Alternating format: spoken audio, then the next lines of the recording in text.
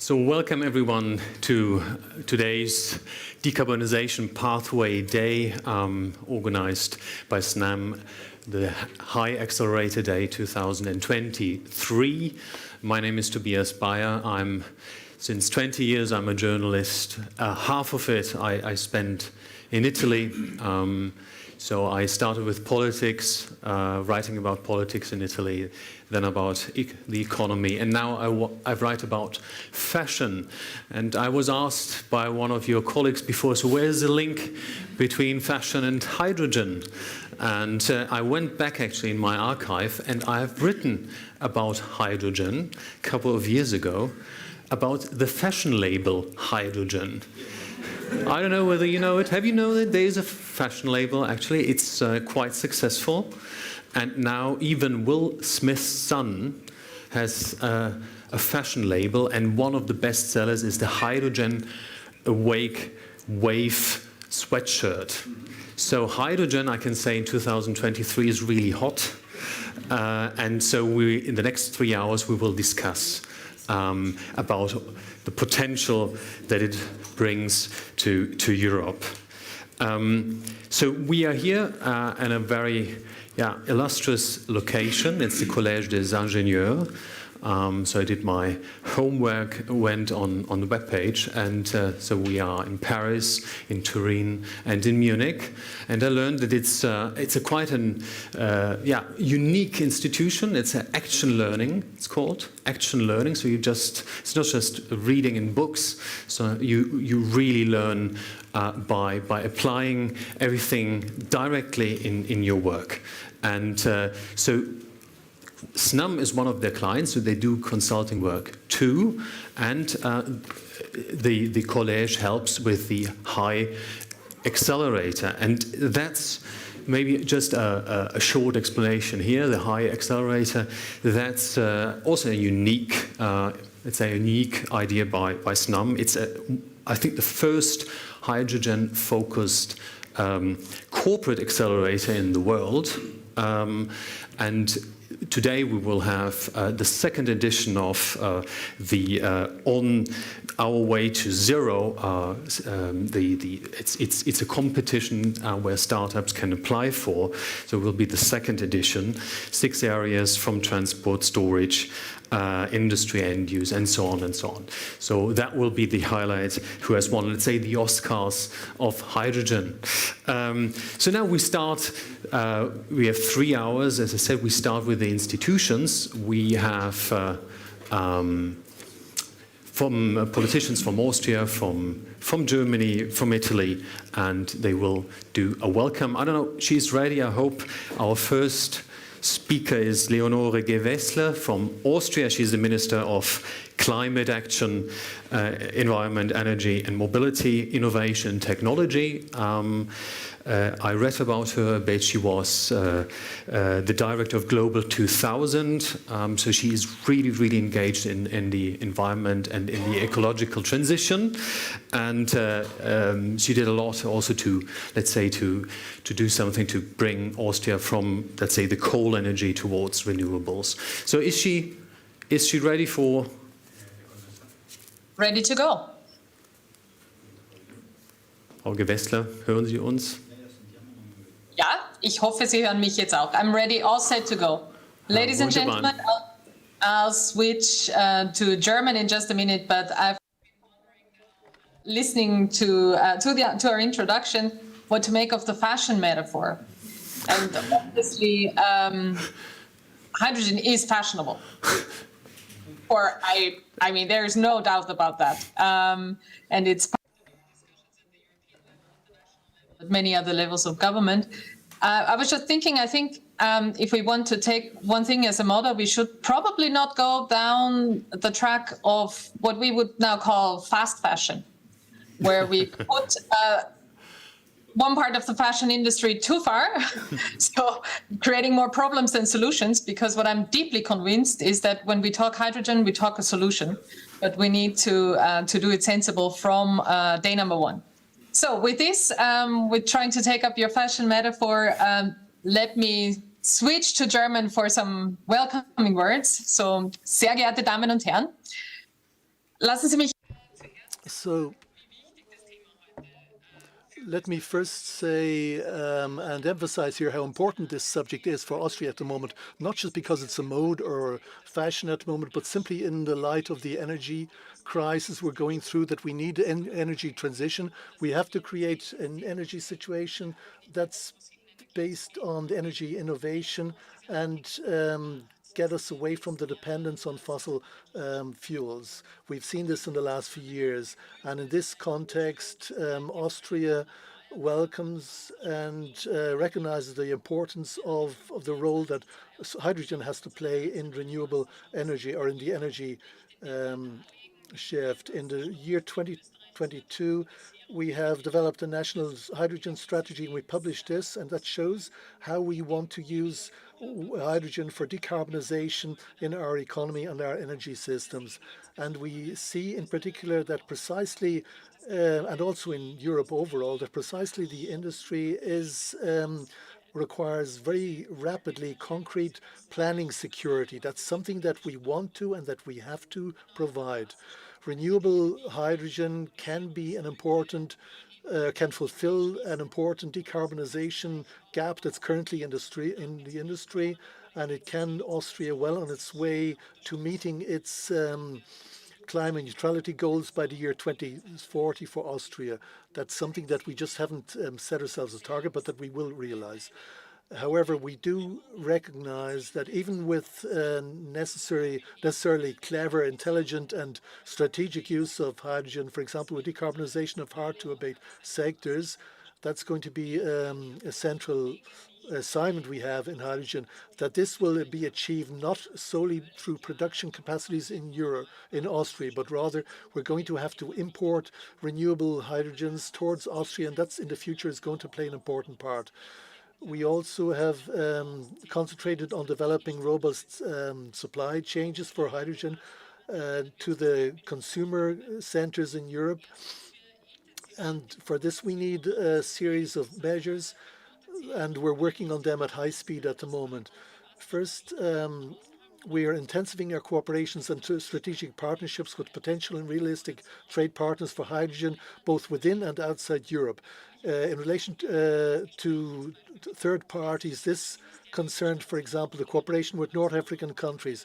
My staff were over the last week in Tunis, and they were discussing together with Austrian and Tunisian stakeholders possibilities of working together and cooperating in relation to partnerships for renewable energies and green hydrogen, and establishing this in all our systems. We also want to integrate Austria into a developing European and international hydrogen market. This means especially that we have to overcome the existing barriers and create a very appropriate and suitable regulatory framework. And this means, in our opinion, the rapid development of international standards and suitable certification systems for production, transport, and the use of renewable hydrogen. Because after all, at the end, we need a clean production.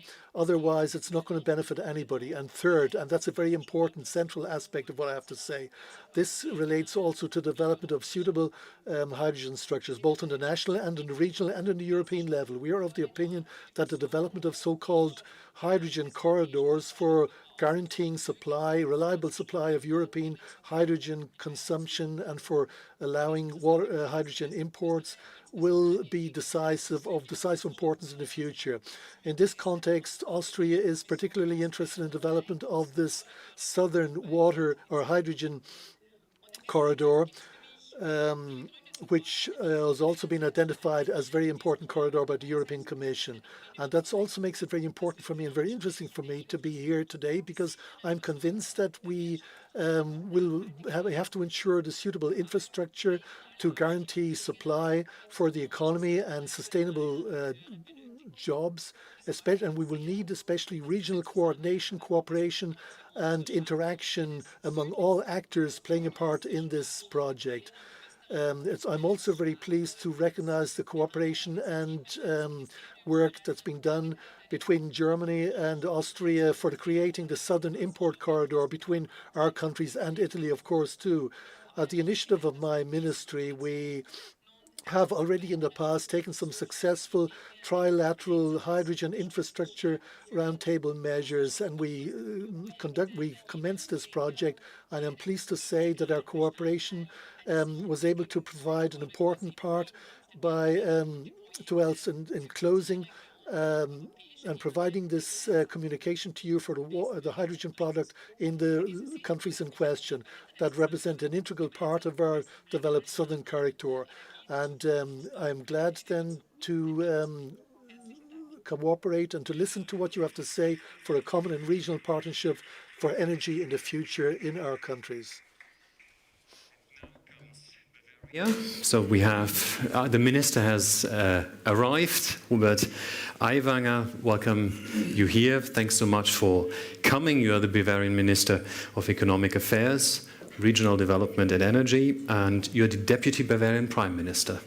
And I read about you that you're really on the forefront for wind and for water.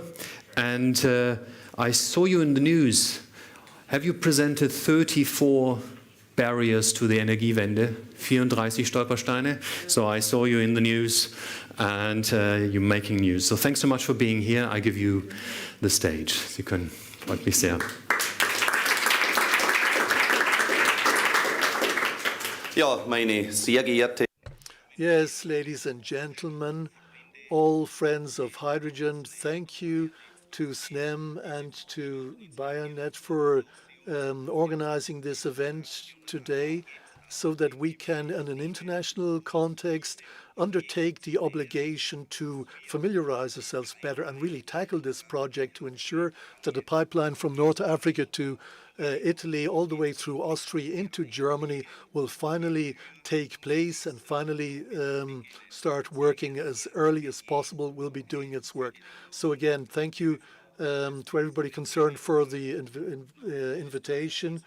And thank you to the Federal Minister of Austria who's just spoken, and the State Secretary and the Minister for Environment and Energy Security in Italy, that's Vania Gava, who's the Parliamentary State Secretary in the Internal Home Ministry.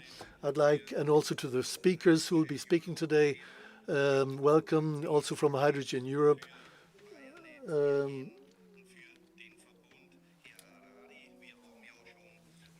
Mr. Chatmarkakis, and with the other great colleagues we have here. I've already spoken to you. I've been in Austria, I've been in Italy, and I've seen the sites live in operation, and that's very important for me to know what's going on, what's happening on your end. But still, I believe that today we have to fossilize the vision today, like in line with the motto that if anybody goes with you on your voyage, don't teach him how to build a ship, but rather awaken him the longing for the wideness of the sea.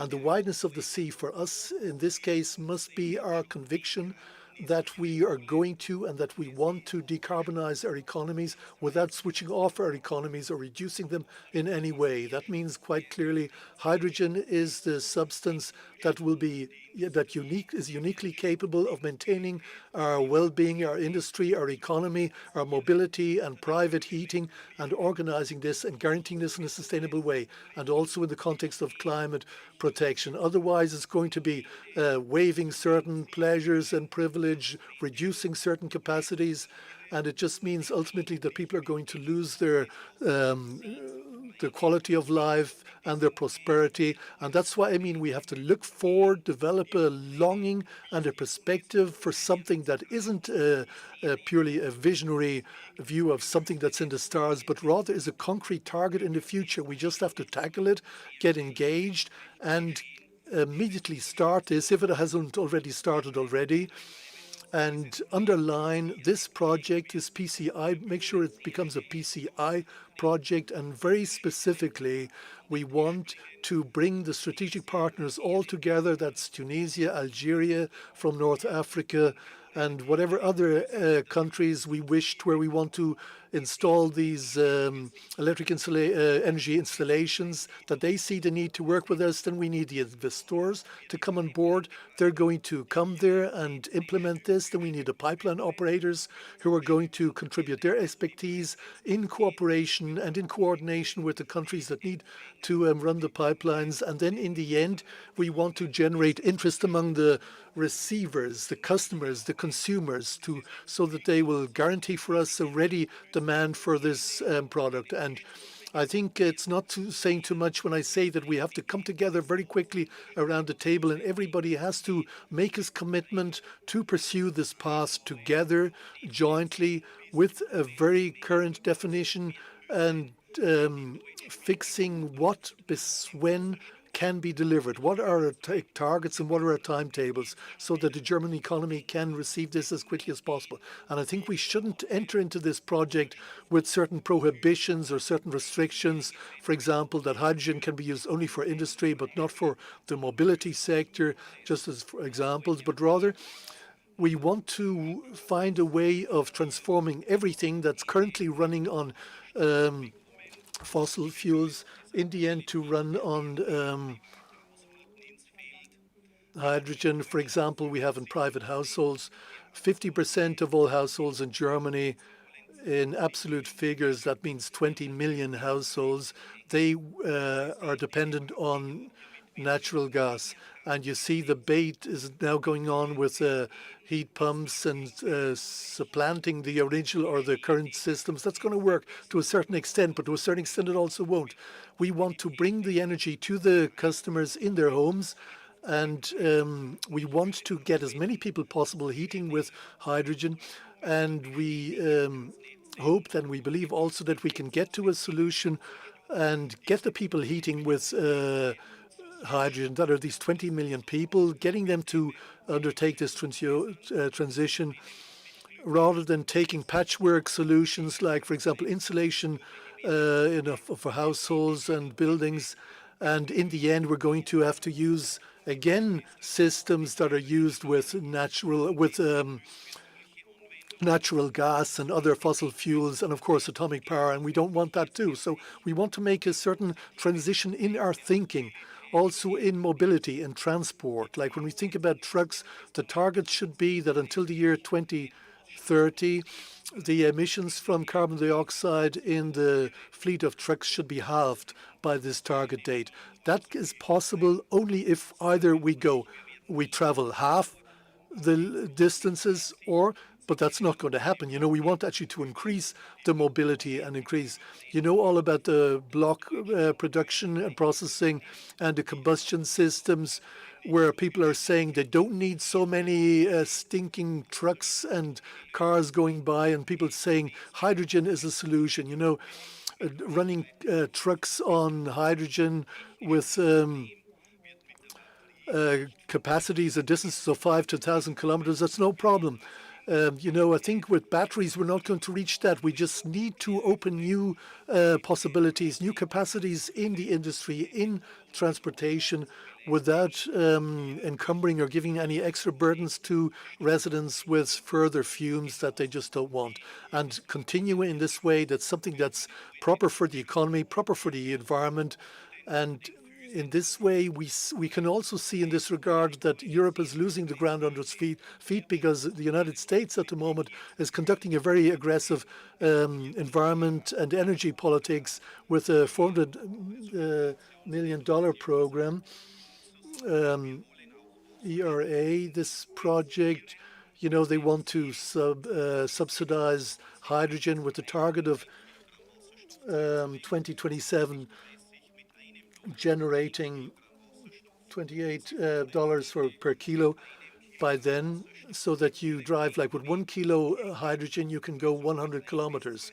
That is with $1 to $2, you can go that distance. So that's why it doesn't make sense to make these restrictions or ideological limits before we start, to say that we don't want to look at cars, we don't want to look at trucks, but at the most industry. But by the time we finish this project, the industry will have emigrated to China or otherwise in Asia. That's why we don't want that. So we want to leave all areas of application open. We want to consider and see what's possible. We want to generate across the entire sectors of our economy the demand for hydrogen.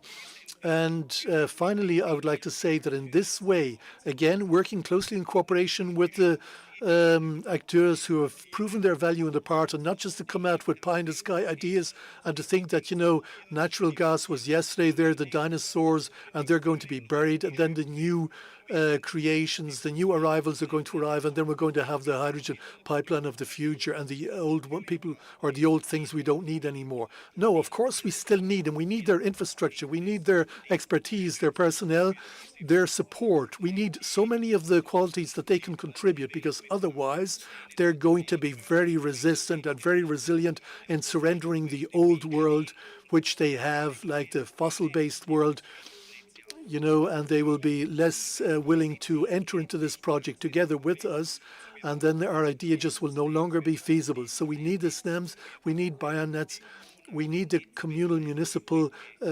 operators who are currently pumping natural gas. We need these people, and that's what we have to tell politicians all the time. That's what politicians have to tell the people all the time. And they shouldn't make people insecure by talking about different scenarios in the future. We need today, and as quickly as possible, from me, you already have my consent, right? But I think, we have to maybe address the federal government in Germany and ask from them the commitment to say, yes, we want to work with you, with the tried and trusted actors, to go this way, to enter in with you in this project. For example, Snam has, 3 pipelines running together, parallel, running with natural gas. Now, one of them is going to be running or pumping hydrogen, and 2 will be natural gas, and it'll be 2 to 1. And ultimately, we hope and we plan that it should be all 3 pumping hydrogen. And this will be possible only if we have the planning security for the future. If people have adequate time to switch their resources, to switch their plans and their budget and their technology, and gradually have one piece by piece replaced with the new. And this whole problematic will have to be clarified with all operators, so that they join with us in supporting us, not that anybody applies the brakes to decelerate the process, and that we continue to postpone our targets and pushing everything, just like the donkey trying to catch up with the carrot that's dangling in front of his eyes, and that we're never going to reach it. No, we have to get this carrot into our mouth. We have to be able to smell it and taste it and realize that this is something that we need now to start. We need to start today, here and now. And that's why I want to express my deepest gratitude to you organizers, just to generate enthusiasm and interest among the politicians, among also industry and the demand sectors in our country, so that they will ask for this. They will ask for this hydrogen to tell us that they will need so much quantity in so many years for such and such a price, so that they will have it at their location, which will enable them to decarbonize their industry and their production and their services or whatever delivering, and not just keep postponing it and say, okay, let's patch up a peace with Russia till we get their natural gas then. No, we have to force this now. So again, thank you for being here. Thank you for your interest in this idea. So let's venture out boldly into the water, take on board everybody who wants to work with us and who can work with us, and then we can change this world for the positive, for the better, into the future. Thank you very much.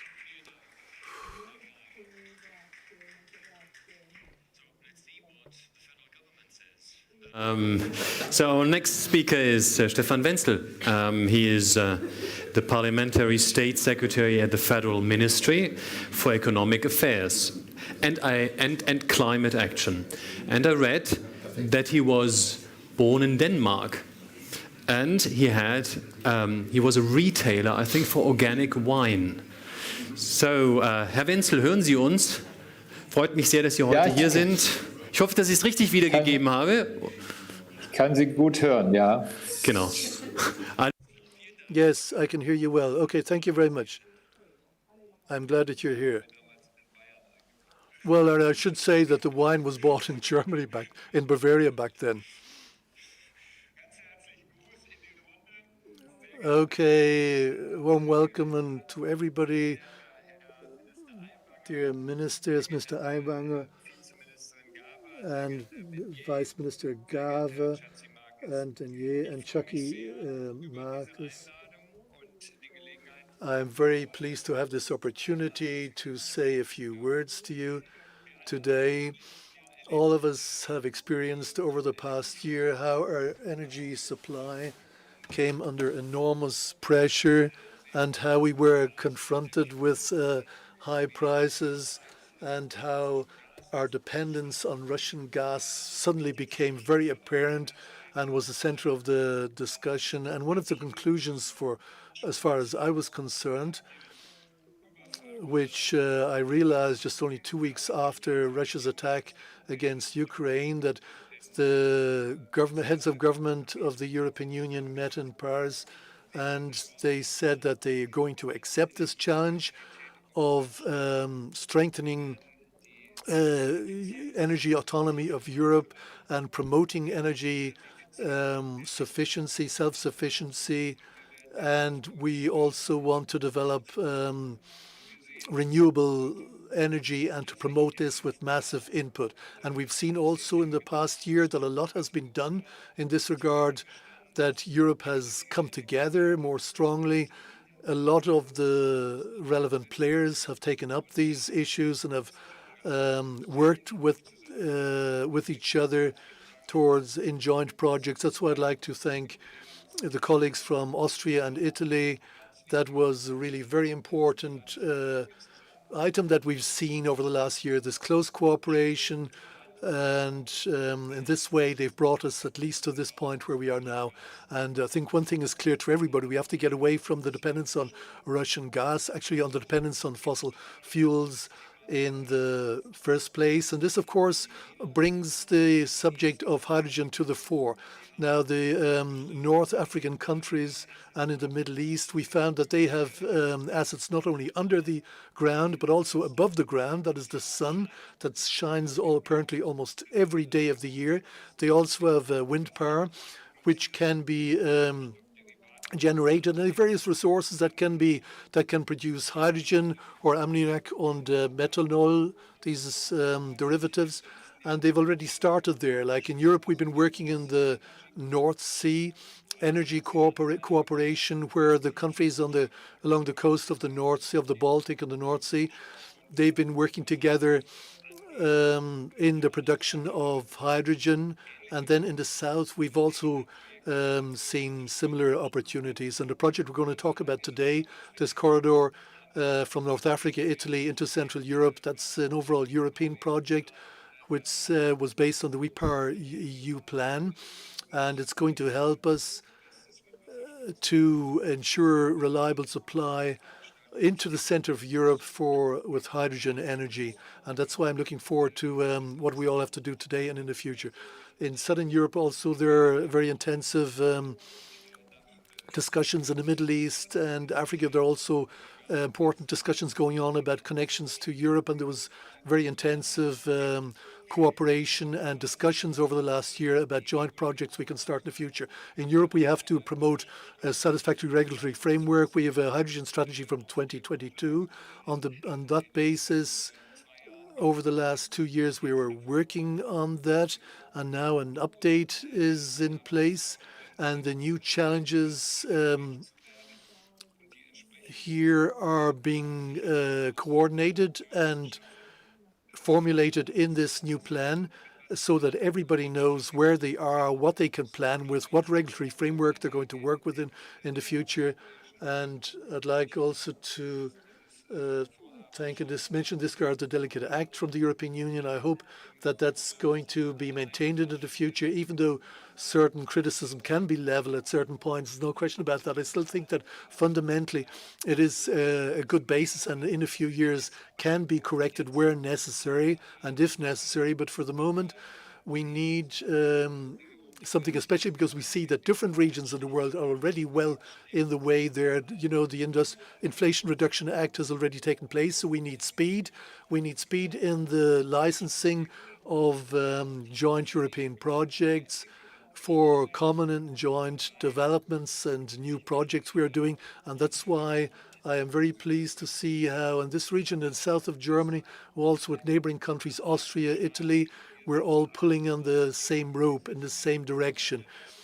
And we believe that this international hydrogen strategy should be coordinated and implemented as quickly as possible. And we're going to work with the economy, with universities, with research and different facilities towards promoting, also including research, of course, future developments as early as possible. They interact, of course, because what we need to ensure is technological superiority and a leading position. We have so many good players here in Europe, and they're all involved. A lot of them are involved here in our project at the moment, and we want to expand that, and we believe that's possible. For the other chances, there are very other potentials we can talk about. First of all is efficiency. Everything that we can save in energy, it doesn't have to be produced, doesn't have to be bought, doesn't have to be paid for. It's a win-win.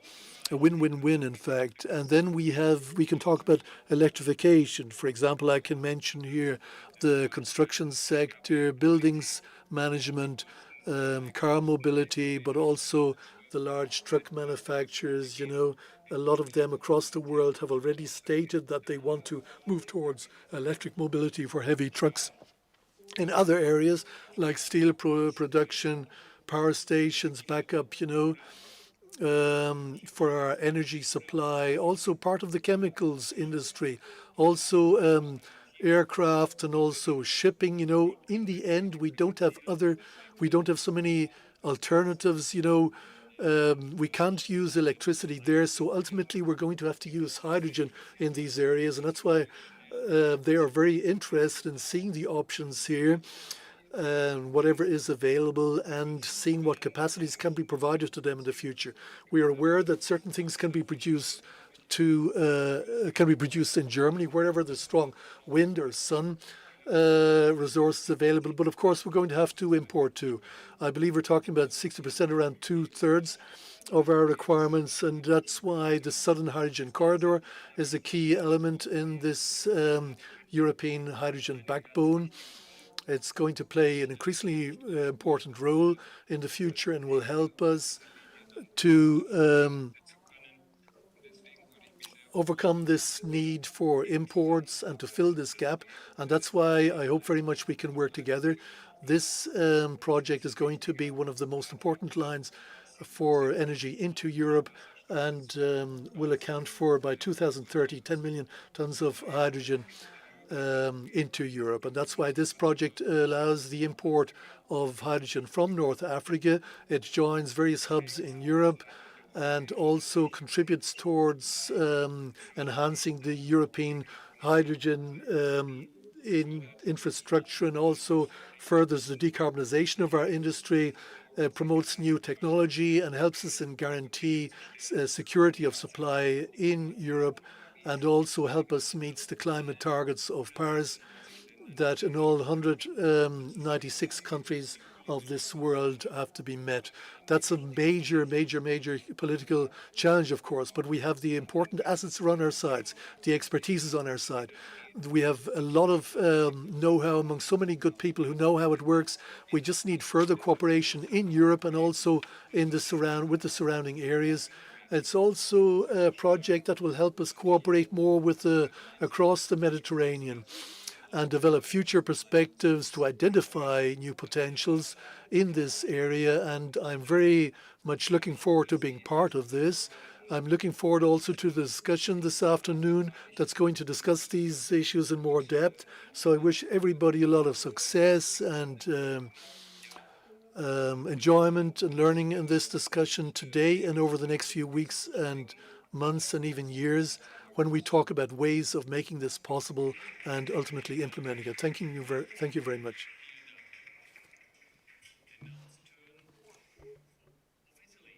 Vanya Gava is with us. She's the Italian Deputy Minister the environment and energy security. Very crucial is, I read, the Cyprus Committee, which is at the core of, let's say, the sustainable transition in Italy. I read she's from Friuli, she's from Pordenone, and I hope that she is with us. Can you hear us? Yes, thank you. Thank you so much. The floor is yours. Thank you to you, dear colleagues, Leonor, Hubert, Stefan. It's a pleasure to meet you again, and ladies and gentlemen, Mr. Stefano Venier and Snam, and thank you to Snam for this important event. Unfortunately, can't be there with you, but I hope to meet you as soon as possible. As you know, the current energy context has made even more necessary intervention for decarbonization and the reduction of energy dependence on the fossil fuel. Italian government has faced the energy emergency following two objectives. On the one hand, the diversification of supply to ensure the continuity of supplies necessary for the energy system and business. On the other hand, simplification and incentivize for the use of the renewable source.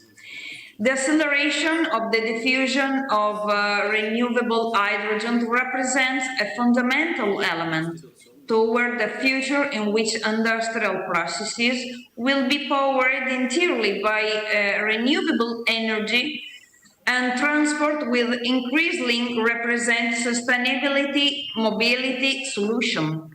Hydrogen represents the only solution for the energy transition and the full decarbonization of the hard-to-abate industry.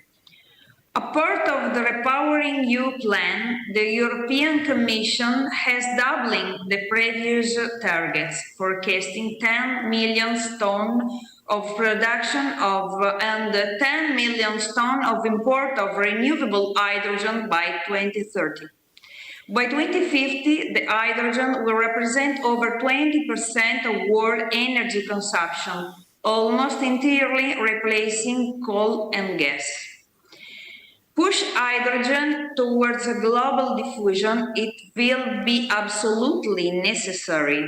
Firstly, stimulating and promoting research, and to translate the potential of hydrogen into an industrial application. Secondly, connecting producer and user to the network, encouraging investment for decarbonization. Finally, expanding this mechanism on a large scale. The European hydrogen backbone is a strategic infrastructure of the diversification of energy supplies and source, and form the central element of the European hydrogen transport network. And so the South H2 corridors will also give birth to a virtuous model of growth of African countries, creating a greater geopolitical stability and in providing the economic condition of the continent.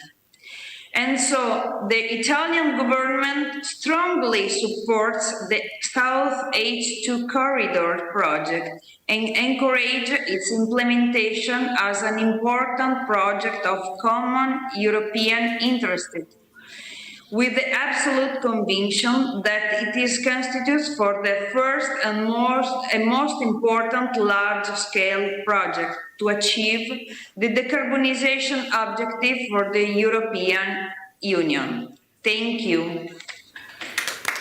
Thank you so much.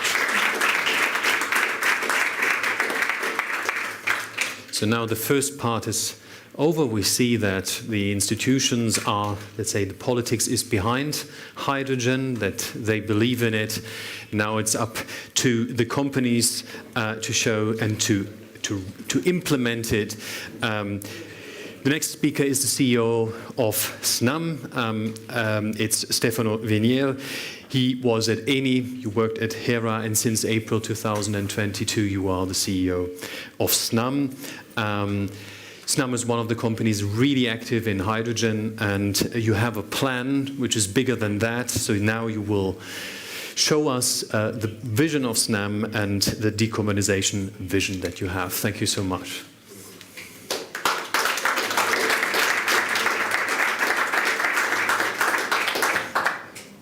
Oops.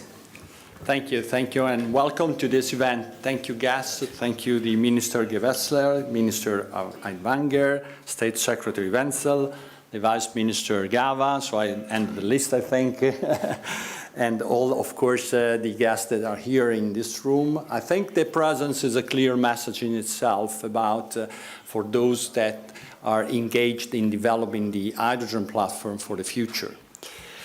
Let me first introduce rapidly who Snam is.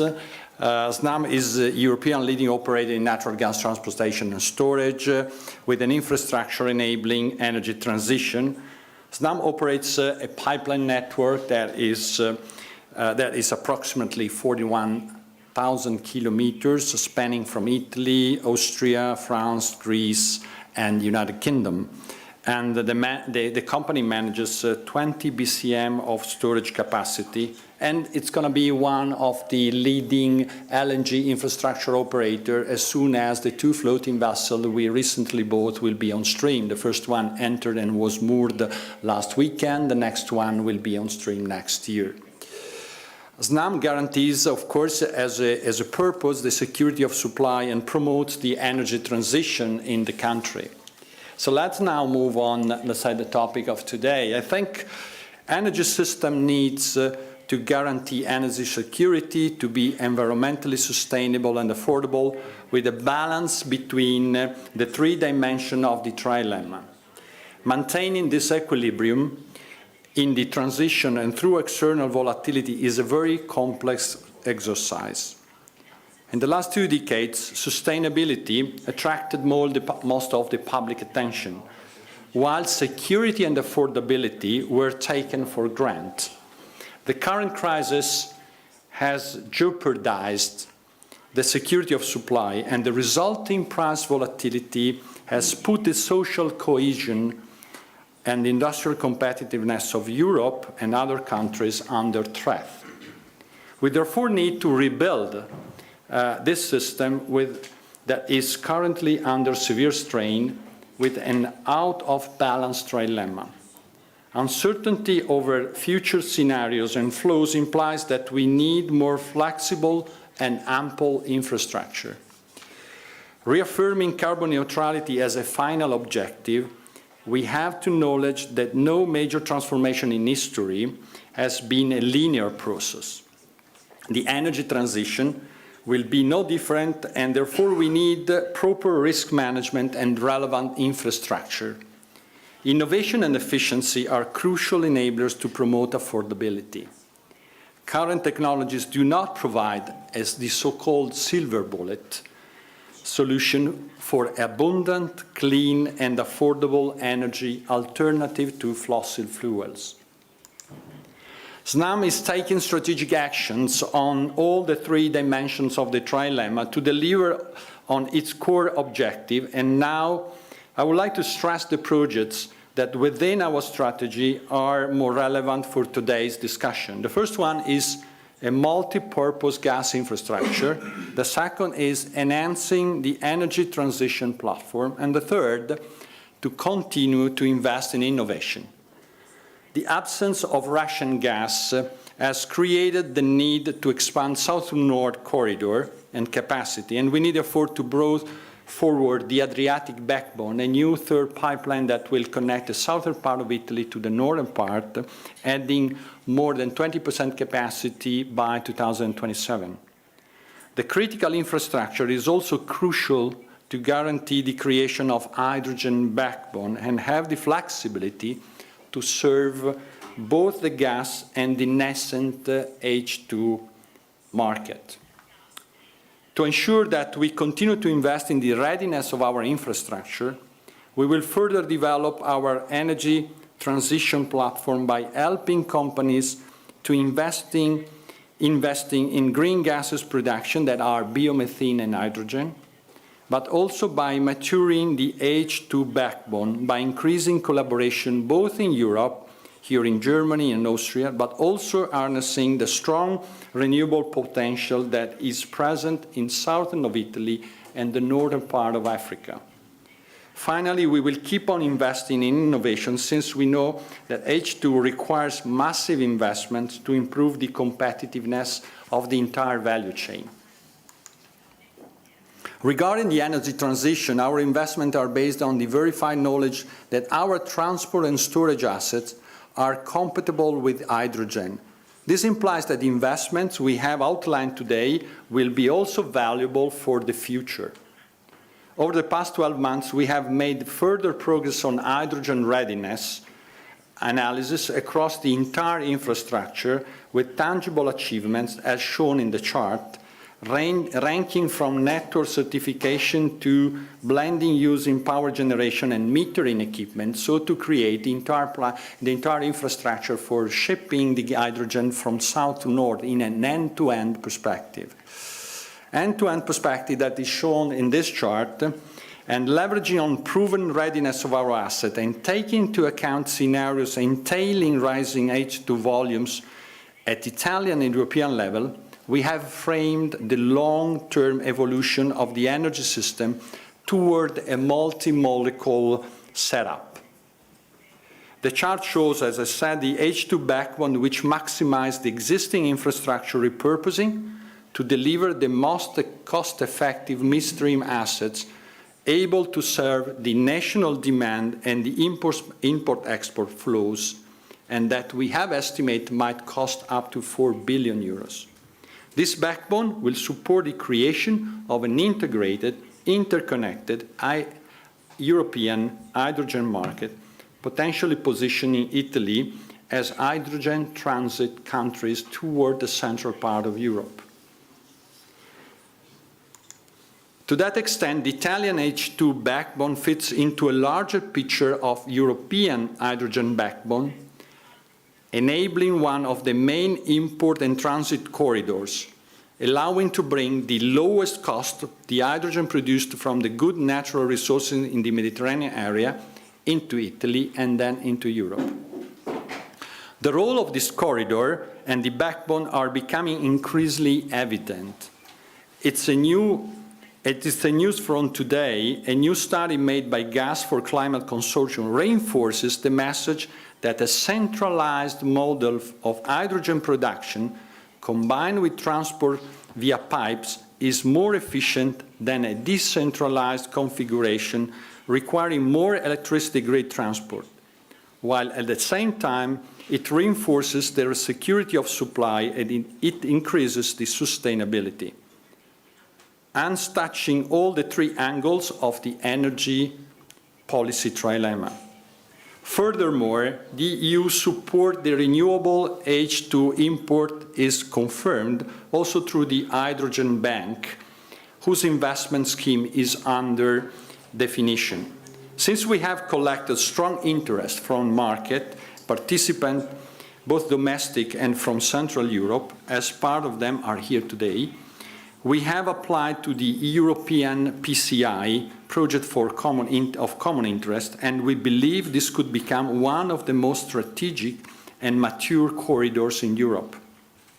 In particular, we are already in close collaboration with Tunisian, Algerian, and European institutions. The South Corridor can help Africa to decarbonize itself, since the green hydrogen project will have gigawatts of excess renewables, and it has a huge potential to create a local value and jobs, moreover demonstrating the commitment to energy transition for the entire value chain.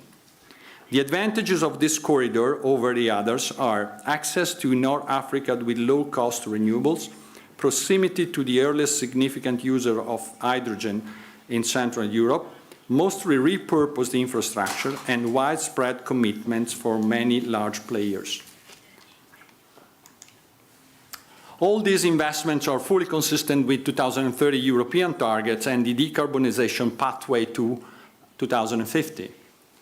Today, our Italian gas infrastructure transports the equivalent of 800 terawatt-hours of energy, or more than twice the energy transported by the electricity grid. This energy will be progressively decarbonized through the green gases, firstly via the development of biomethane production, and then with a growing role of hydrogen and the use of the natural gas in combination with CO2 capture, allowing also blue hydrogen and blue electricity. The development of hydrogen has significant implications for gas volumes flowing through the infrastructure due to the lower hydrogen energy density, about 1/3 compared to the one of natural gas. Therefore, volumes are expected to increase to over 85 BCM through the entire Italian domestic infrastructure. Consequently, the strengthening of the south to north capacity will not only address the short to medium-term needs, energy needs, but also the long-term decarbonization requirements.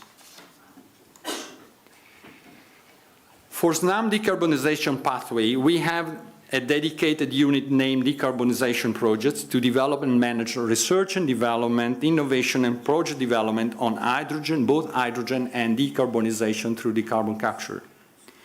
These projects are driven by research, development and innovation, where we are focusing efforts on scouting and developing new technology for the future-proof businesses. And the event of today is dedicated to, let's say, recognize the importance of some of these developments.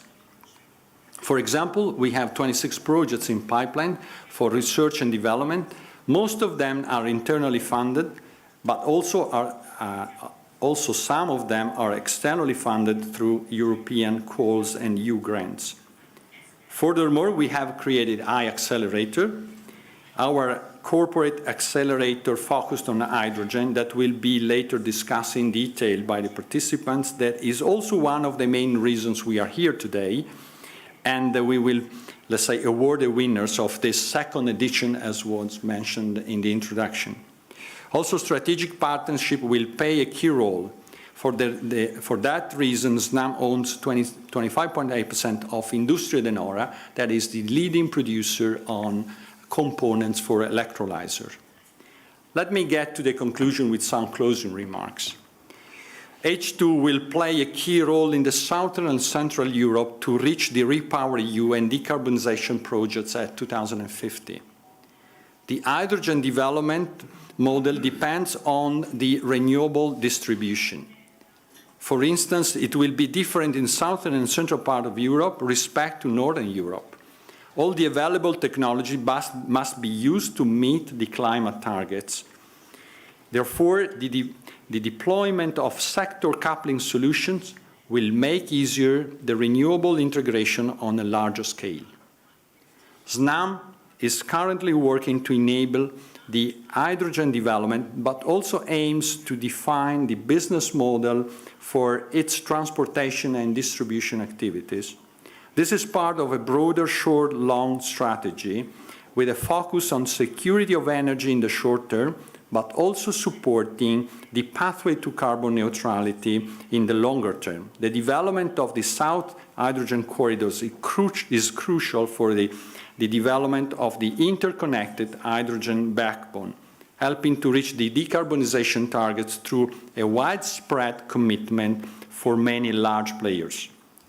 As Snam, we recognize the importance of research and development and innovation activities as a key enabler for preparing the company for future challenges in the energy transition.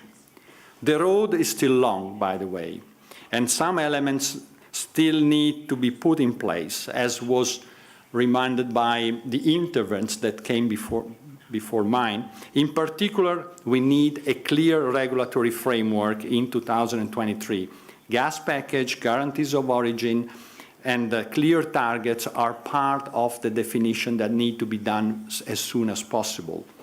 Support the renewable development in cost-competitive region and transport via pipeline is the cheapest way to deliver hydrogen in size, and therefore we need the development of H2 Global, H2 Bank, and all other means that can support this perspective.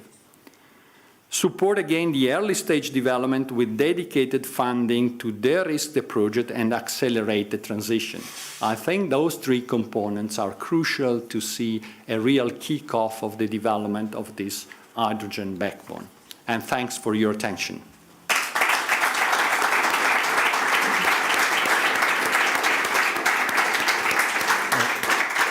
Thank you so much. So now there's the moment of our round table. We now focus on the South H2 corridor we have learned a lot about and want to show from different stakeholders what they think about, why it is so important, and how far it has already progressed. So here on the round table I welcome Piero Ercoli he's the SVP of Decarbonization Unit at Snam. You are an alumni of Politecnico di Milano, and you worked 16 years for ENI in LNG, biofuels, and the emission trading scheme. Thank you so much that you're here with us. Thank you. Our second guest is Hamed Arari from Verbund. He's the head of hydrogen at Verbund, 20 years experience in energy, in trading, all kinds of experiences in the energy sector. Thank you so much that you are here. Then we have Matthias Jen, the CEO of Bayern Netz. He studied here in Munich at the LMU. Thank you so much. He's an honor. And our fourth speaker, it's Carsten Schlageter. He is the managing director at Abo Wind. Thank you so much. So I went on the webpage of Abo Wind. They are quoted on the stock market. I saw the analyst recommendations. It's all buy. So business is strong. So thanks so much for being here. It's all because of hydrogen. Thank you so much. Topic number one, we heard about this corridor, and Piero, Matthias, maybe you can, from your point of view, maybe Piero, you can start. So the South H2 corridor, in simple words, what is it? And so from you as a TSO, so what's your role in it to realize the potential it has? Well, thank you for the question, and thank you for the introduction. I think that you have seen it. I mean, the South Corridor is really putting together what the energy industry has done also in our previous life in gas. I mean, we have the experience of TAP, which was one of the ultimate infrastructure we did on the gas side, which actually was very helpful we did in the Russian crisis. And it's no different than that. Yeah. I mean, we have very important resources which are located in a different place where we have demand. And that's, I think, the peculiarity of our region. And that's why we need to create something that can transport hydrogen in a very efficient way. Because just to remember ourselves, you know, the logistic is just a little percentage of the final cost of hydrogen. A big percentage is the electricity cost if we're talking about renewable hydrogen. And electricity cost is cheap where you have the best renewable resources. And I think Carsten can explain much better than me what does it mean. So at the end of the day, that's the simple answer. Of course, to do it in practice, we have to.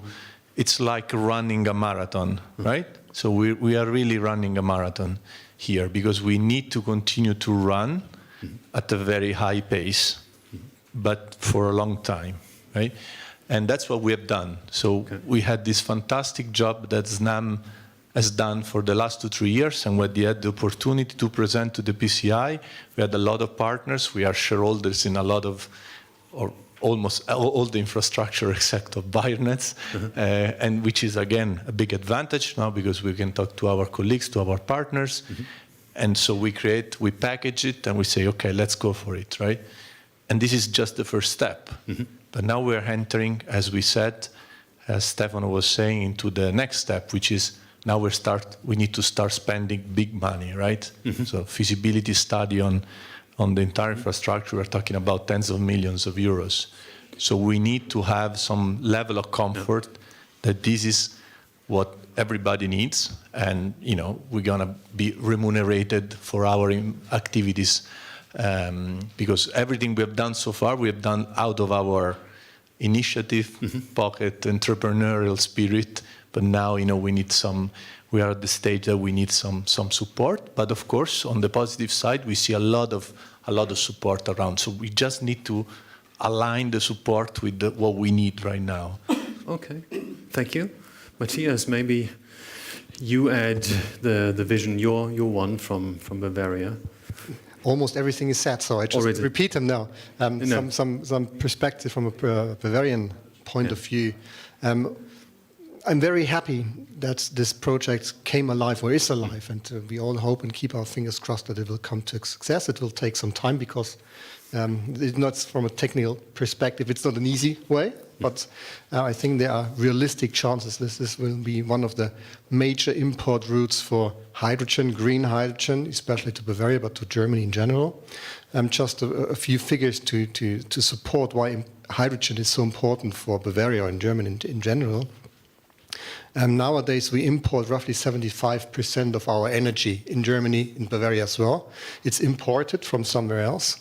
20% of our energy mix is electrons, 80% is molecules.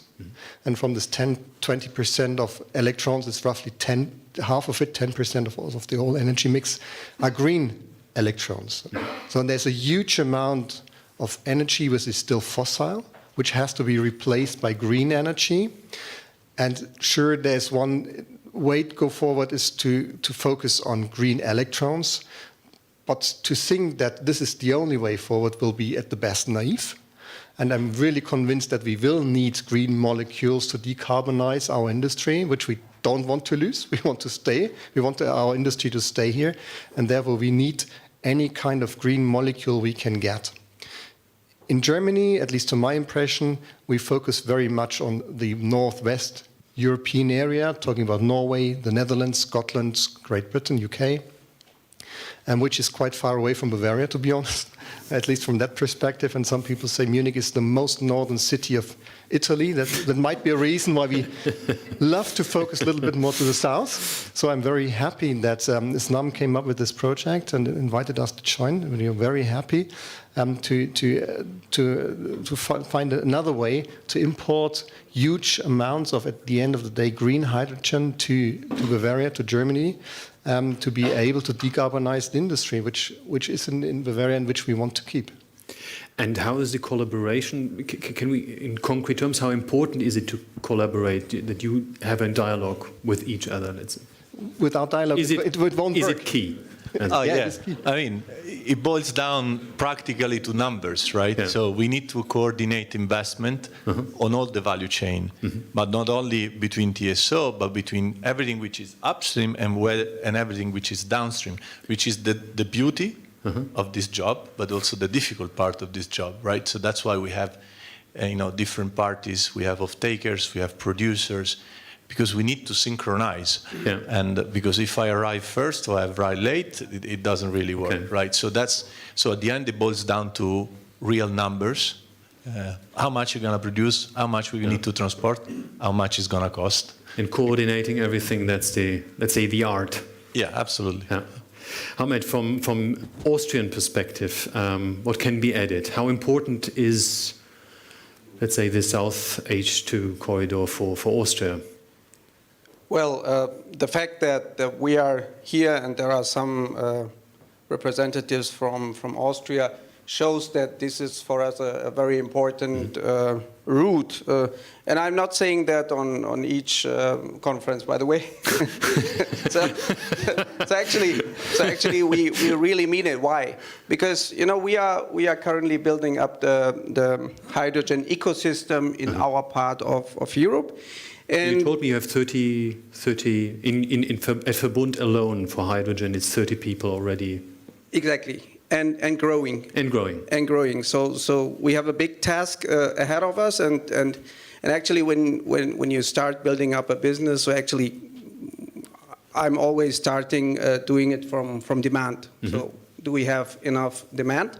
And so you have, first of all, the outside-in figures that vary between X and Y. What we have done is is actually asking off-takers, so what kind of demand do you think you will have by, I don't know, 2030, 2040? And we have validated figures, and these figures show that actually what is written down, for example, in the Austrian hydrogen strategy is pretty accurate. So just to give you a feeling, we will have a demand of 160,000 tons in 2030, which does not sound a lot, but it will boost to around 1.82 million tons only in Austria. Plus there will be a similar amount in South Germany.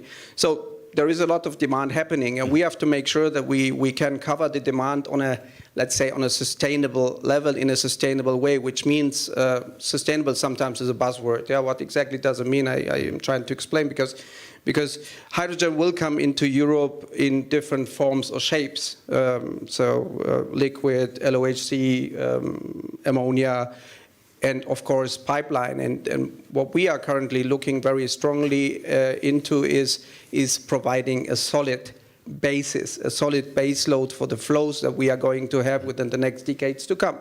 And then of course I have nothing against all the other shapes and forms, but we need this solid backbone. And this is actually only provided by pipelines. And when we're looking into the actual routes, we ask ourselves, how feasible are the routes? Is there enough proximity? Actually, what was outlined already a couple of minutes ago, is there a certain grade of seriousness? And I see a high grade of seriousness in this one. And we are looking at that corridor in such a way that we find it very feasible, and we see a high grade of seriousness, and there is a big possibility or probability that is going to happen, also in conjunction with the fact that there is a very good access to affordable hydrogen. Because it makes all no sense if you bring in hydrogen into the markets and nobody wants to pay for it. And of course there will be mechanisms also coming from governments that will equalize cost and willingness to pay deltas. However, what we need to make sure is cost effectiveness along the route, and looking at the route that we are currently talking about, this is ticking all boxes. Great. Carsten, from a German perspective, so Matthias already mentioned it, so the south in Germany might need this especially urgently. Can you tell us a bit from the German perspective, once again, the hydrogen perspective and the role of this corridor, and especially for Bavaria and Baden-Württemberg, so if we double down on this? Yeah, now it's of course very difficult to not repeat everything.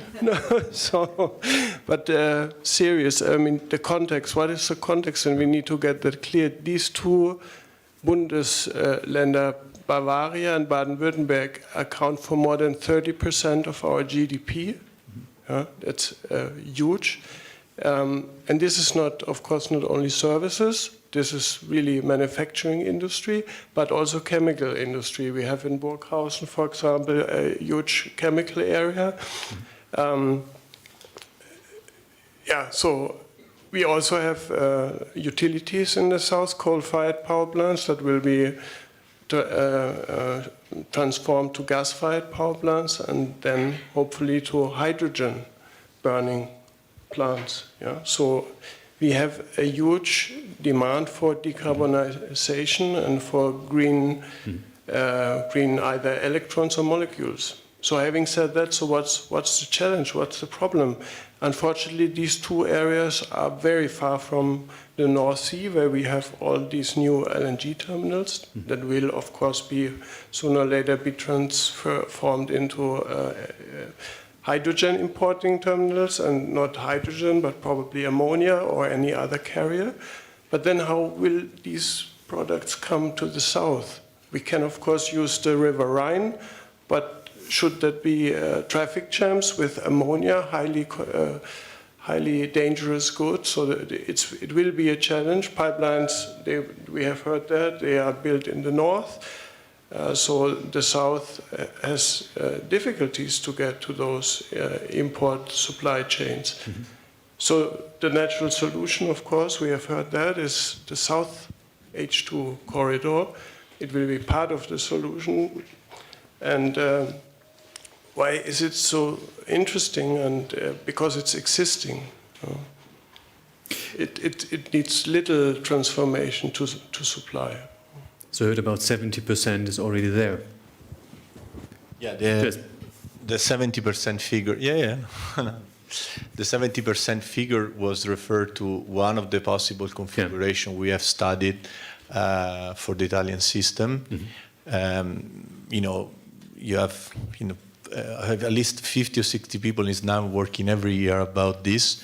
And as Stefan was saying, that the approval of the Adriatic line was very important because it gave us more flexibility.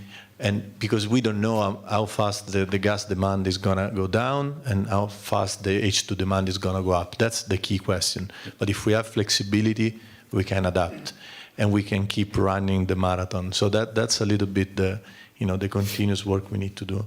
I actually I didn't tell you this, I went to Melendugno. Okay. So this TAP pipeline actually arrives in Puglia. And actually that was a huge discussion for a couple of years because you have olive trees there. And you have this wonderful beach. Have you seen anything? But no. Yeah, it was Movimento Cinque Stelle. I think that was a couple of years ago. Now we are quite happy that the pipeline is there. Carsten, you are quite busy in the North African region. Let's say this unlocking the production in North Africa. So you were active in Tunisia. What can be said? So what about the region? How far is it already, and what are the biggest challenges? Yeah, let's before coming to the challenges, focus a bit on what is really attractive. We have in North Africa, as a matter of fact, excellent sun conditions. Irradiation is perfect. We have relatively good wind, so 7.5 to 8 meters per second. So this is okay.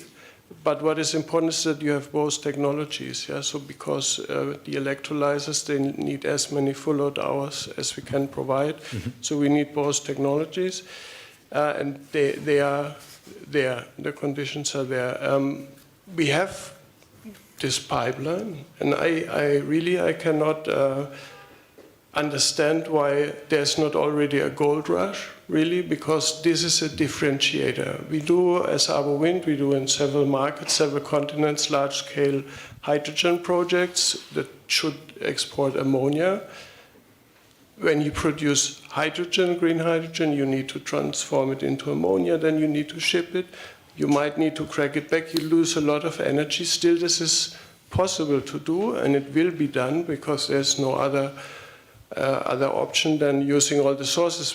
But in exporting from Tunisia will eliminate many of these steps where we lose energy. So exporting from Tunisia will really be much more efficient than many other markets. So, I mean, there are many other positive elements. Let's come to the challenges, and we heard already. There should be a gold rush, but there isn't a gold rush. There is not yet, unfortunately. Or is there? We don't. There is. So I would say that we have a lot of inquiries, but he's right. I mean, sometimes I mean, it's also common knowledge now. Now, if you look at diagrams, it clearly shows, which is a little bit like gas, that under a certain threshold of thousands of kilometers, pipeline makes more sense than liquid transportation, and even more so if you're using repurposed pipelines, because it's cheaper, right? So, maybe to the gold rush, ABO Wind is, of course, impatient. Maybe infrastructure companies have a longer view, but we need faster regulation. We need in Tunisia, but also, as we have heard, in Europe itself, we need to de-risk. Unfortunately, Tunisia, having all these good things, is really rated by Standard & Poor's and Moody's at the very bottom end. It's non-investment grade, and even within the non-investment grade, it's at the bottom. So we need definitely instruments that de-risk, guarantees. We learned from KfW that they are in preparation of additional programs for hydrogen development. All these elements we need. We need also H2 Global to qualify hydrogen from Tunisia to qualify for their CFT, contract for difference programs. Currently, it's not. We cannot have Tunisia at a disadvantage vis-à-vis, let's say, Canada. So it should have a fair option to compete there. I stop it here. I think we have a full list of things we need to do still, but looking forward to do that. And the collaboration, so this is a message at the end, many things to do. Still also large amounts that need to be invested, so kinds of, let's say, still homework to be done. What can be done on a European level, let's say? So you said is regulation is necessary, or frameworks are necessary? So maybe we can open up. On a European level, what we're struggling most at the moment is the regulation. There's a gas package ongoing. There was this proposal from the European Commission December 21, so a long time ago. And hopefully they will start the trilogue very soon. So maybe if we're really the lucky ones, and I keep my fingers crossed, we get the gas package before the summer break, but I'm not very... I wouldn't bet a good bottle. This year, okay, yeah. Let's keep our fingers crossed that we get there. We need this regulation frame to really know, because as you just mentioned, our investments are long-term investments. We can't adjust on the way. We have to have a certain stable investment framework for us to really go and spend money and make the final investment decisions, and this is still lacking. And I mean, Brussels is the first step. Then we come to the national level, because at least part of the gas package has to be transferred into national law.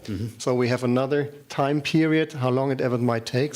So I just back all the politicians in Brussels and in Berlin on the national level to speed up, because time is of essence. I mean, in Bavaria, we have the aim to be greenhouse gas neutral by 2040, in Germany 2045, Europe 2050. I don't know about Italy, but this is extremely ambitious, and we have lost so much time already. So at least from my point of view, there's not a single month to be lost. So we have to get this framework as soon as possible. And yes, of course, framework is very important. And from our point of view, what we are observing is that you need more of these orchestrators.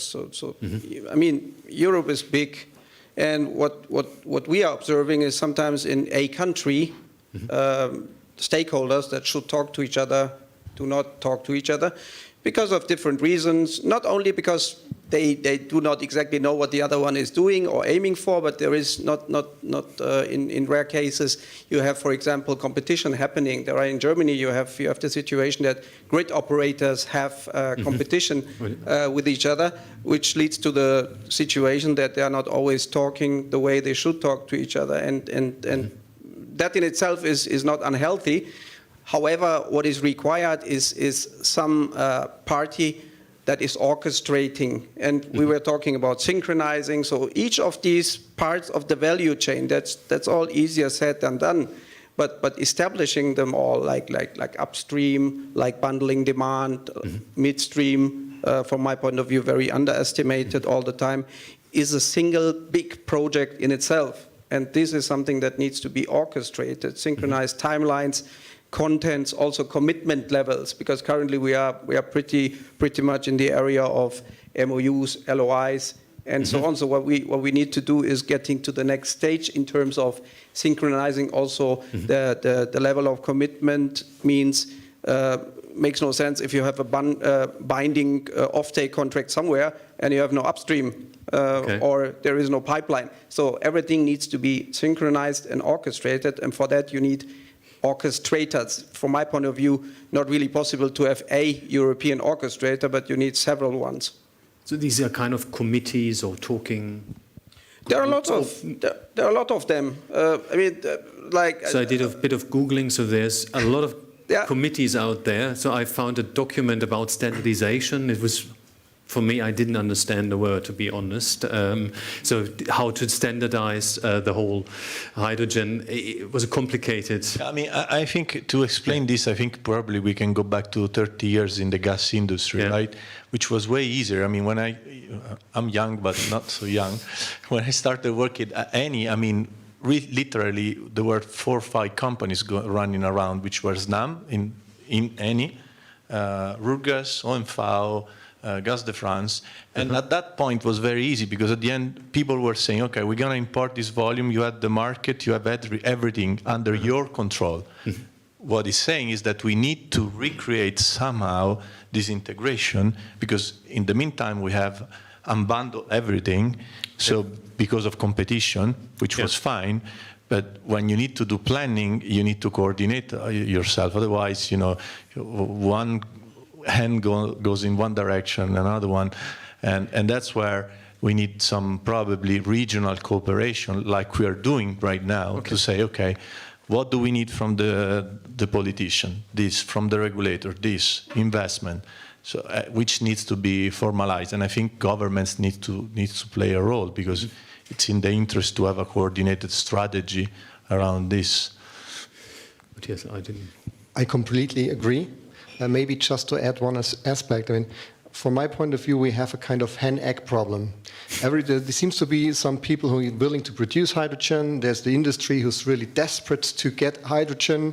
And there are we, the TSOs, the transporting industry, but nobody is at the point where he says, okay, now I take the final investment decision because everybody's waiting for the other ones. Who's the first? Huh? Nobody's moving, everybody's scared to do the first step because it might be a stranded investment. So at least in Germany, what we try to do is now to convince the politics to support us as the transport industry to say, okay, let's start with the transport system.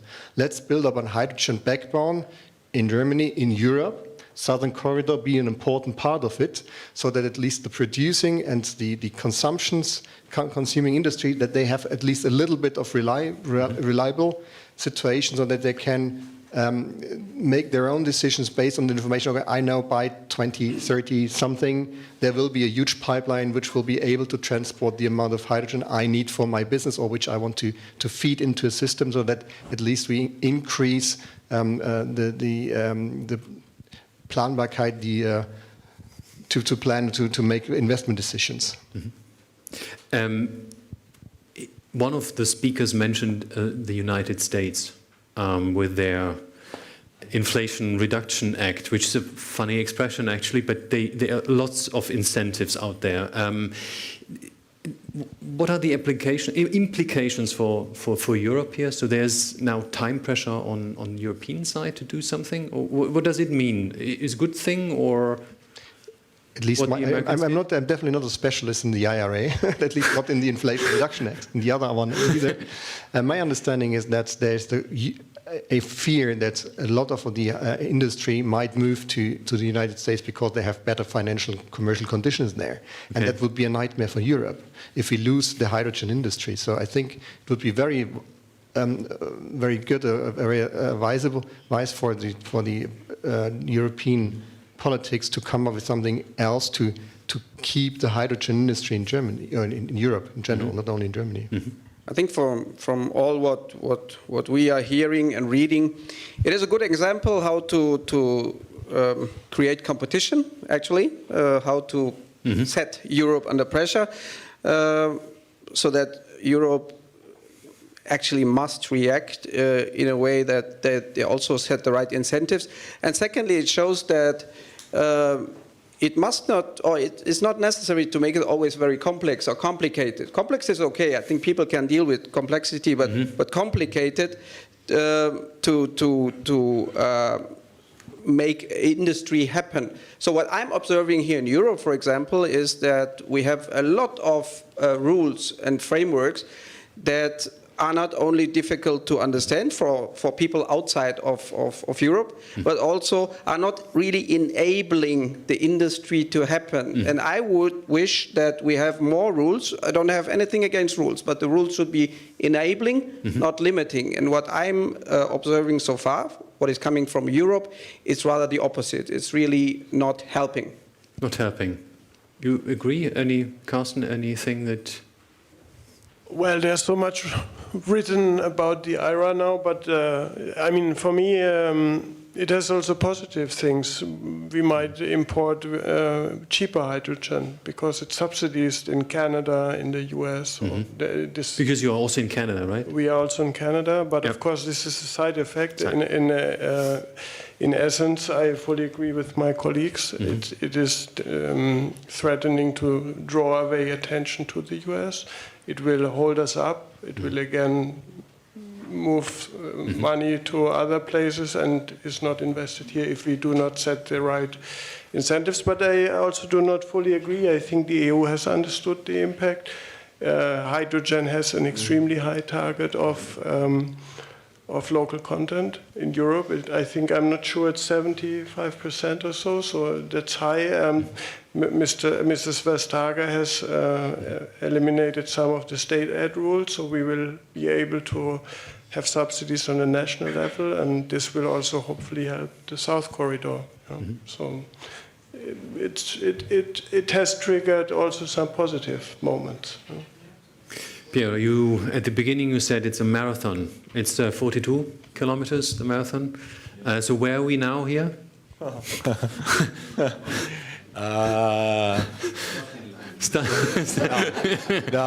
little bit more than starting line. We started running. That's what I feel. We started running. And how long will it take? I think we have 2023 is a very decisive year because it's important to, and we need to, as we said, not de-risk some of this stuff and keep going.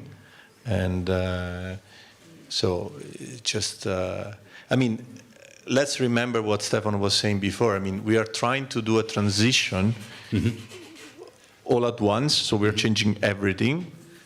Energy transition that, if you look at the past, took us like ages, not years, and in an uneconomical way, right? Because we're not doing that because gas is better than hydrogen in terms of molecule. The only problem is that emits, CO2, right? But in terms of density, and all the stuff that, when we came from wood to, everything fuels and everything was more energy dense. Here we're going backwards, right? So we are doing like triple jump. Now that's the difficulty we're doing. So we have to be clear about that. That's why we're also looking very much about the technology angle now, because this should help us to, have a new electrolyzer more efficient and stuff like that. So hydrogen was a promise already in 80s and the 90s, but maybe the moment now has arrived. Yes. So maybe the ultimate round, maybe your expectations for 2023, and what do you think? How far will we get this year? Well, first of all, I would like this project to be a PCI for real. If we're able to start put some serious money, and I would say also to have a framework tailored for this corridor. So a little bit like what we're saying, rules are set, trying to have it also, as Carsten was saying, either as the hydrogen bank or the H2 Global, something that help us to, especially help them to make it bankable. And when will we know with the PCI? When is that? This year. This year. I don't remember exactly the month. But, should be November. Yeah, November. November, yes. So we'll see. So my wish is, and I think many here in this room work very hard on it, that we do not just have the vision, but we make it real. And so I hope that by latest 2027 we can inject some molecules into the South Corridor from Tunisia. So let's do it. Let's get it done. And I look forward to that moment. Your wish? For 2023? My wish, probably on it. No, I think when it comes to this year, so my wish, or what we are working on, it's more than a wish, is to get to the next level of commitment on all levels where we are active. So in the upstream, also towards the end customers, but also, as you were saying, that the PCI is happening because we really need to get more firm on certain things. Of course, we cannot be completely binding this year. I think this would be illusionary, but we need to get to the next level of commitment. And just to come back to one thing that you were just saying, it was brought up already in the 80s and 90s, and why now? It's a little bit like in pipeline systems. Nothing happens without pressure. At Gauli, we have the right type of pressure and incentive that hydrogen can happen. Great. Matthias? I'm really looking forward to this year. There's hopefully important decisions made this year, Brussels, Berlin, whatever it is, on the political side. And I'm really looking forward to work together on this project, on the South Corridor. I think it's a very, very good and very important project from a very important point of view and a German point of view. So I'm really looking forward. Thank you so much, gentlemen. It was a pleasure. Thank you. Thank you.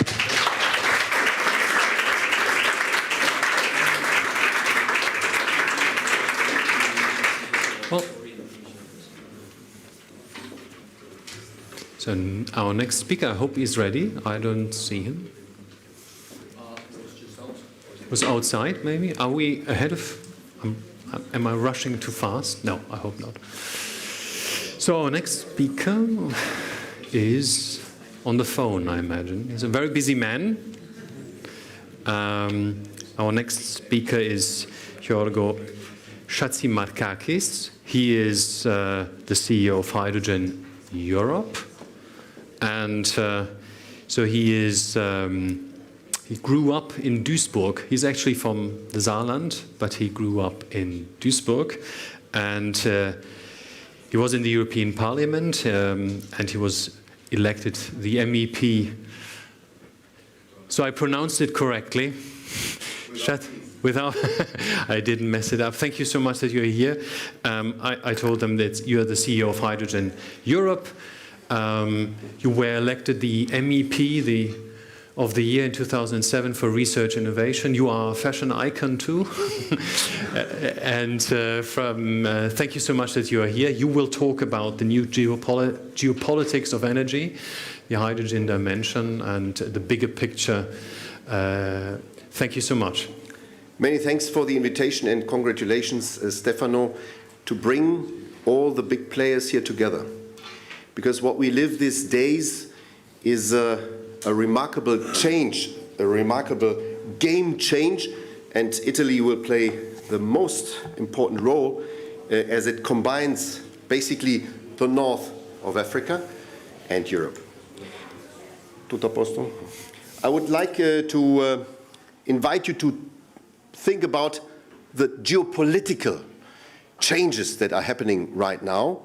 And we heard different ministers, we heard also ministers with visions, with ideas, also with a heart for hydrogen.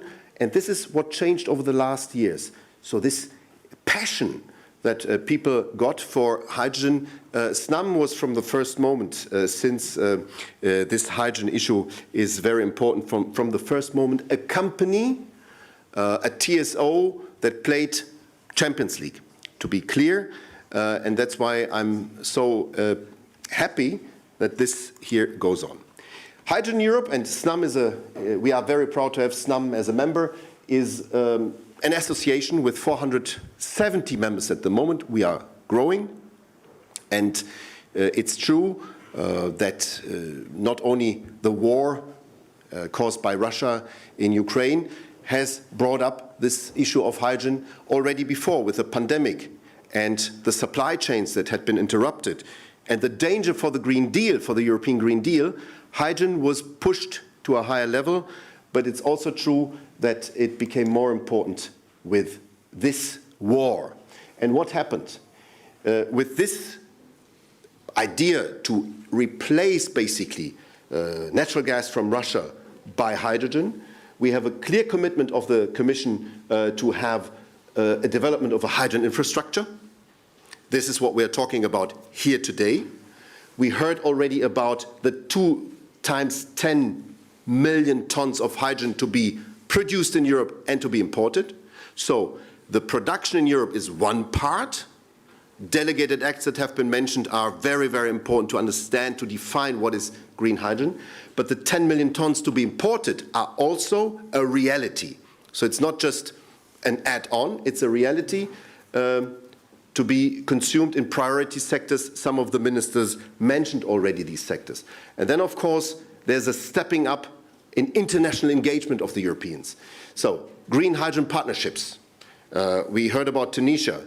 We hear the Italian Prime Minister, the previous Prime Minister, talked a lot with Algeria. But also, we need to talk about the 3 countries that have an MOU with the European Union. That's Namibia, that's Kazakhstan, and that's Egypt. So Egypt plays a very, very important role. And I can only confirm that in Egypt, also in Morocco, there are big, big economic players going into that direction. And the Hydrogen Bank, I will refer to it very soon, will play the role to bring partners together. We need also to convene about international standards and clean tech industrial cooperation. Now, this is very, very important to understand the pressure of Mr. Aiwanger. Yeah? Why is Mr. Aiwanger under pressure?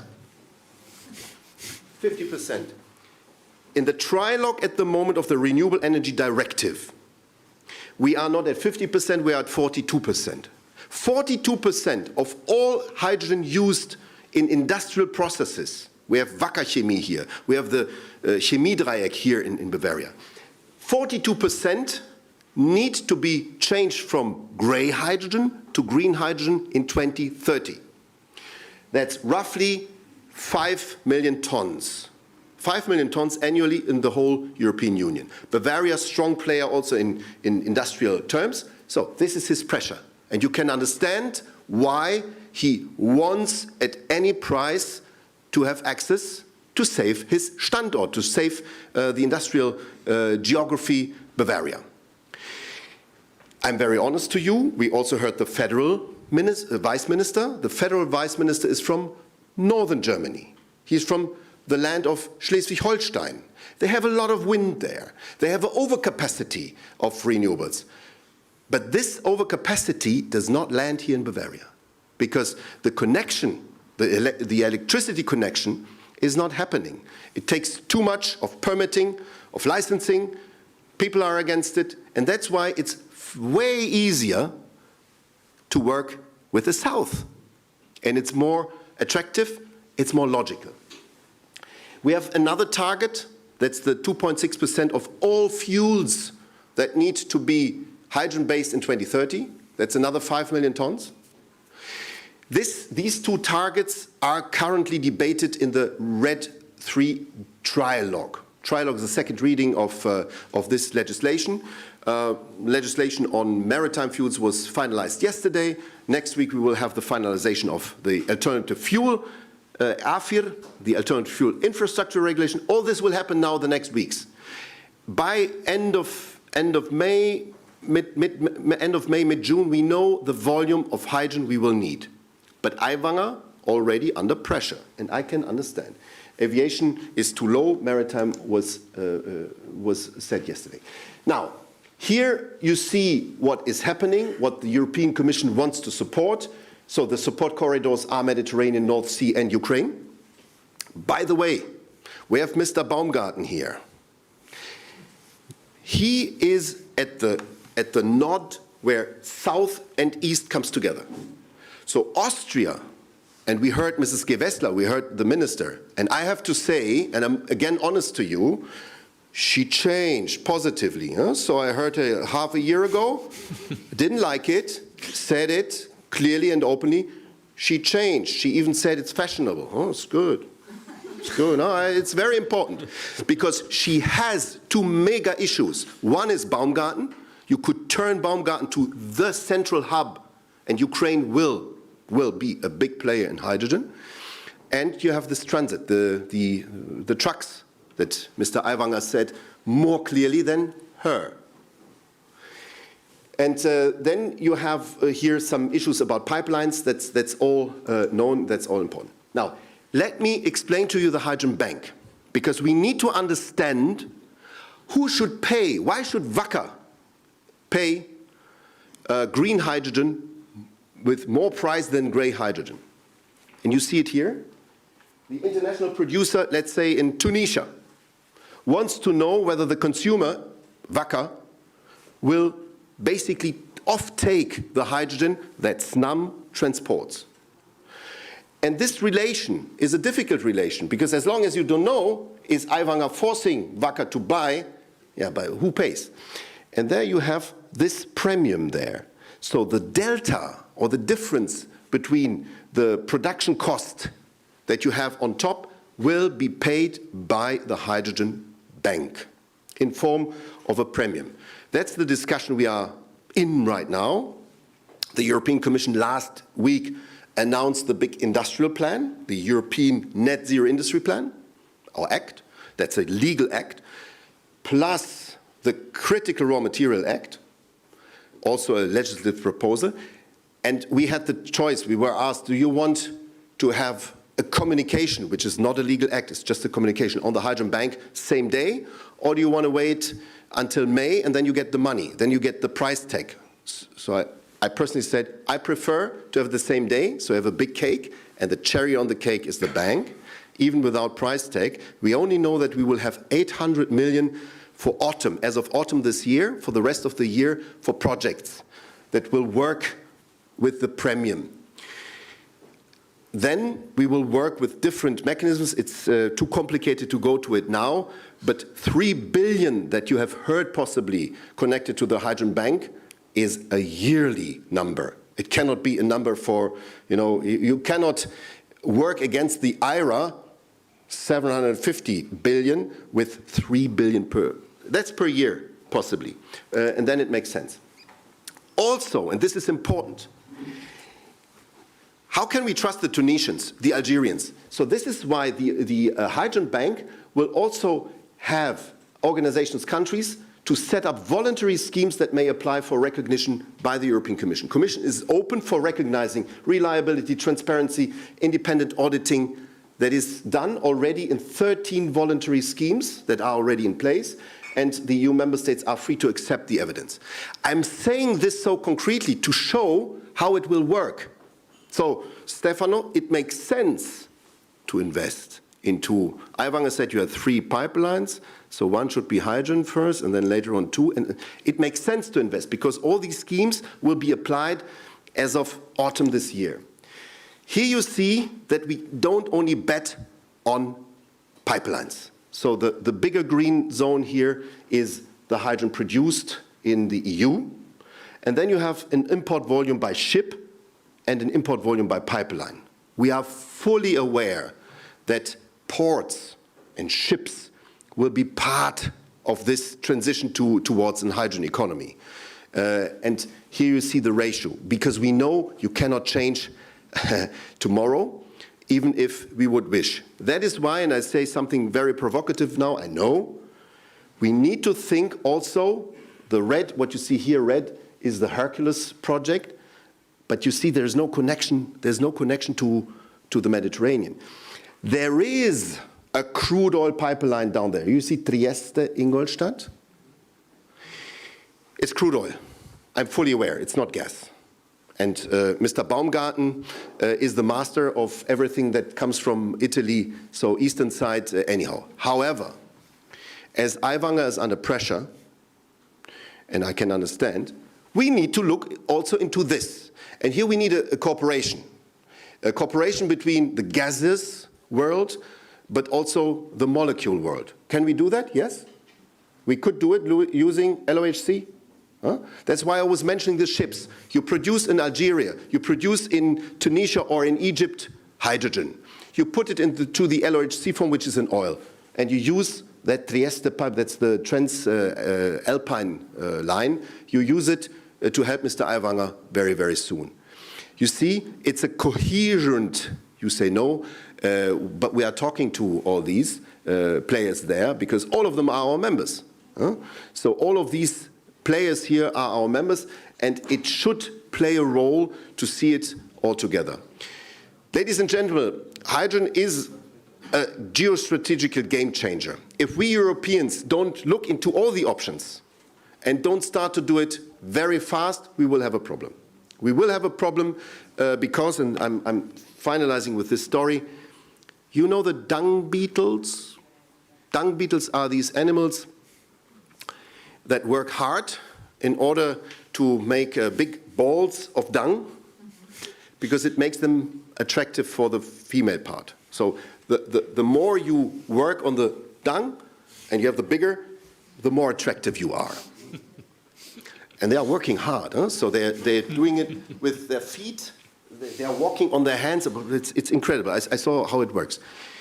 This is what we Europeans did. We Europeans started in 2020 to build this hydrogen strategies, legislation, Fit for 55, Repower EU, and now all this comes into force.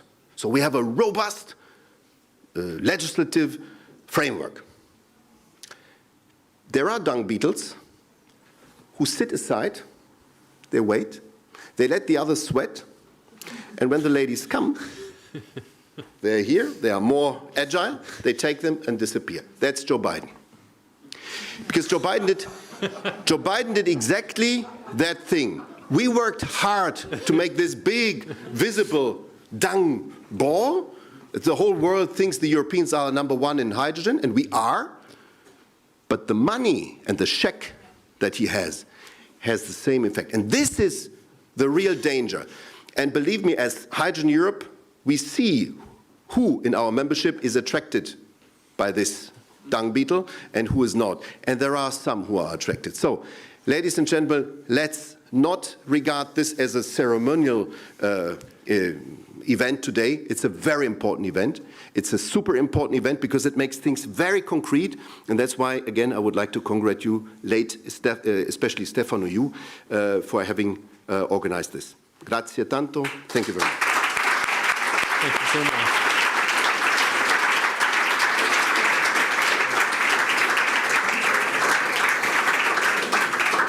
So is it meant as a compliment for Joe Biden, actually?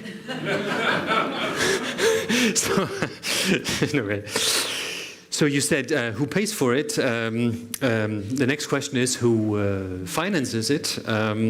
So how banks can successfully support the deployment of the hydrogen economy? We have two guests from Unicredit, Andreas Lucas and Silvia Viviano. Thank you so much that you're here. And you will help us understand what the role of banks is.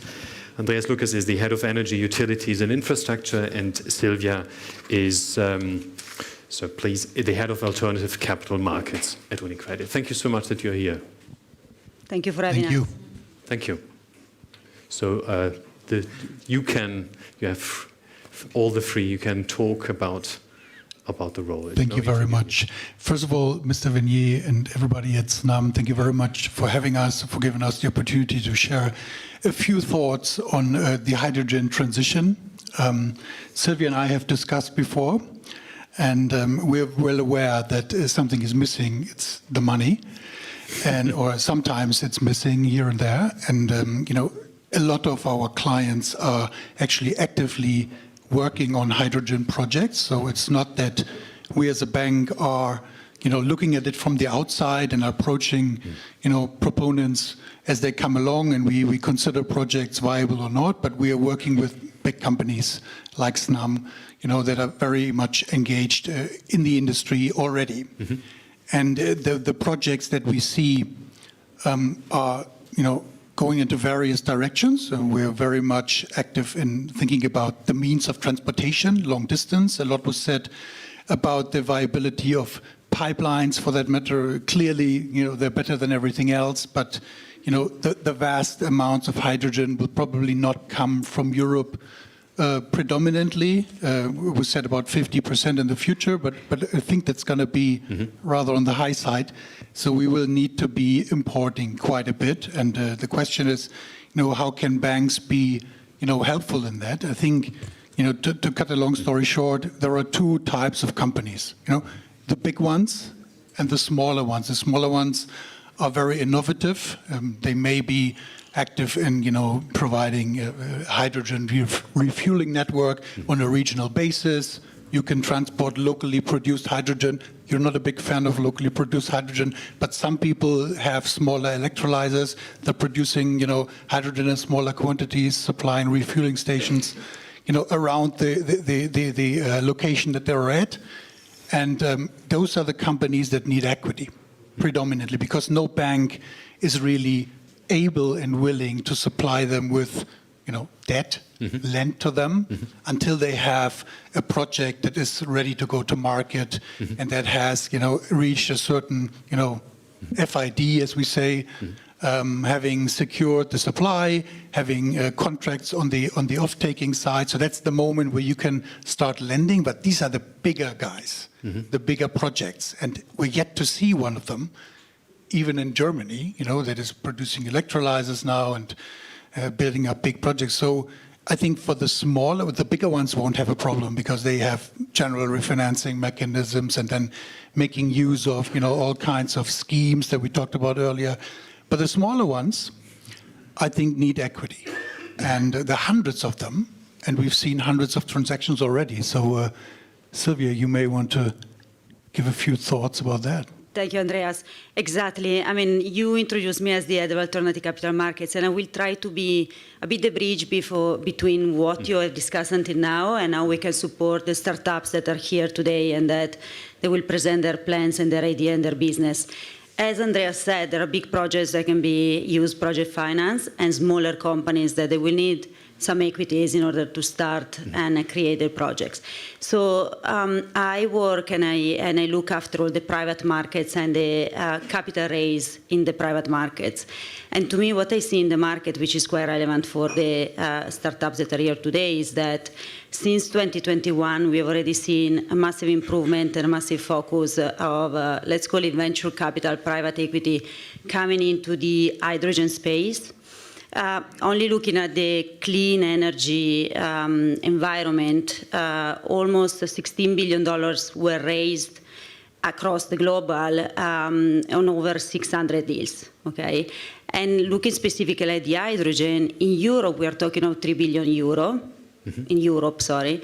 But the increase from a percentage perspective from 2001 to 2022 has already been 80% of investments. Okay, so clearly what we are seeing in the economy and the shift and the relevance of this sector is very visible also for venture capital and investors putting real money and real equity in these investments. What is also relevant is that some also big investors and big players that were not present or were not focused on small startups working on the hydrogen, on the clean tech space, are now moving and creating dedicated funds, and they want to deploy capital just to play a very important role in the early days of this phase. And this is, to me, very relevant because they are the ones that can actually sustain the push and then can help companies that are here today to present their business proposition to actually make it real. We have seen, especially in the hydrogen space, we heard today big companies like Snam, all the governments, they've already made the shift and they're clearly fully invested into this project. But it's super important to see that also the private markets is now following and is ready to deploy capital. I was reading some stats yesterday, and in order to make this happen, private capital will need to invest 5 times what they've been doing until now in order to try to sustain this growth. And what we are seeing, based also on discussion we are having with investors, is that there is full availability and actually full interest for these investors to be engaged. May I ask something, because we are now in quite turbulent times and central banks are rising interest rates and then you have all the jitters in banking. Does it impact anything on the investment side? Does it mean that they have higher costs now, startups and companies for? So when we talk of equity, we're not talking of financing, it's equity, which is always costly. It might have an impact on the valuation that investors are willing to come, right? Because it might be difficult now, more difficult than usual to do the valuation, right? And clearly there is a bit more scrutiny. The reality, however, is that the dry powder and the availability of cash to invest in this specific sector is still very high. Okay. What has changed is that the bar is much higher in terms of the potential investments, but this applies more, I would say it more on the tech space, those sectors that already run a bit the wave of massive investments and growth.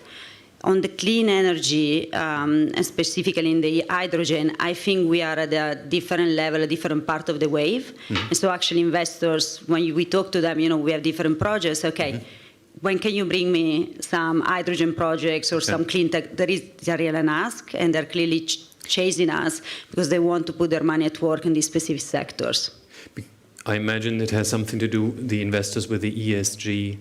So they need to have a kind of sustainable approach to investing. Yes, for sure, but they need, but also they want. Okay. Especially in the energy sector, I think there is a clear interest and a clear willingness.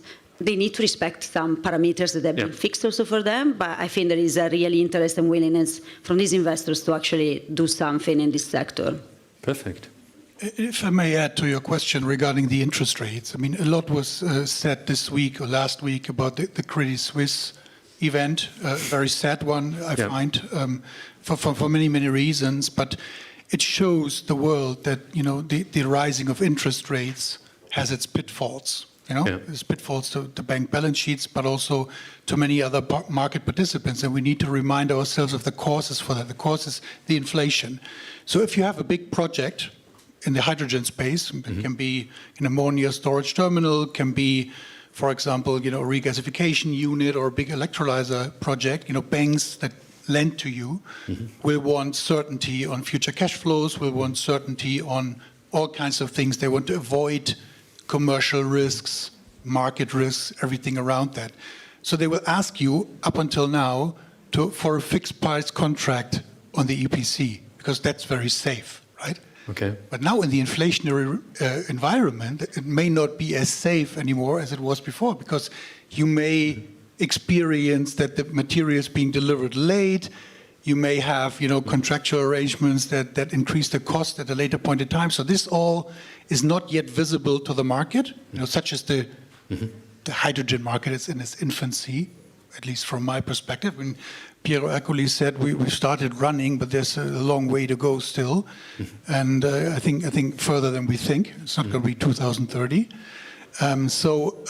I think that all needs to be taken into consideration, and the pitfalls of the rising interest rates and the inflation that we've seen for the last 6, 8, 12 months has not yet fed through completely into people's minds. It will change the investment arena totally. So now we enter the final moment of our conversation today, the HyAccelerator startups. Any advice for them? How can they convince investors that they're... Any advice you have? And that's actually where I think banks like us can play also a role in support, and we want actually to play a role because we want to support companies and the startups with brilliant business proposition to position themselves in the proper way in front of investors. So, you know, thanks to the knowledge and experience on the sector of Andrea's team and our knowledge and experience vis-a-vis investors, the idea with companies like the one presenting today is we want to help you in framing which are the key points and the key topics that you need to make sure they're polished and properly included in your teaser, marketing documents, because making the right presentation and touching the right points with investors is key. Competition is high in terms of potential business opportunities. And so starting with the right foot from the very early days, in our opinion, is super important. And, you know, having a players like any European bank that can support from early days is probably something that will be beneficial to the system and the companies. Great. Thank you so much. Thank you. Thank you.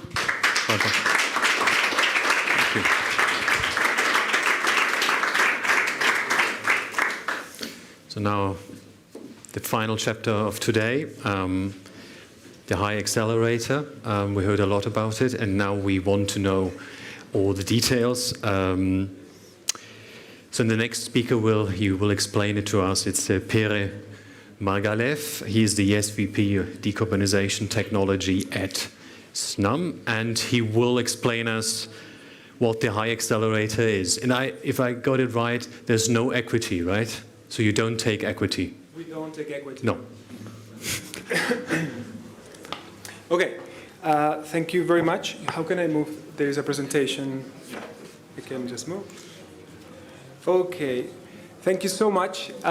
First of all, I'd like to thank the CDI team for opening their beautiful home here. But not only for that, also because since the very beginning, they've been accompanying us in this journey of the HyAccelerator. This is the second edition. We did it last year. we started from scratch, and as it was told before, we did it all ourselves. It's the first corporate accelerator program focused to hydrogen in the world, we believe. But CDI has been instrumental, so thank you very much. I'm not going to really talk about the HyAccelerator itself. I'm not going to announce the winners either. Sorry, we have to wait 10 more minutes, and I know that you all want to know who the winners are. What I'm going to do is I'm going to describe the ecosystem that we have built at Snam for the last 2 years on R&D and innovation. And of course, the HyAccelerator is an instrumental part of it. And to do that, I will briefly touch on the team of the decarbonization unit that focuses on R&D and innovation.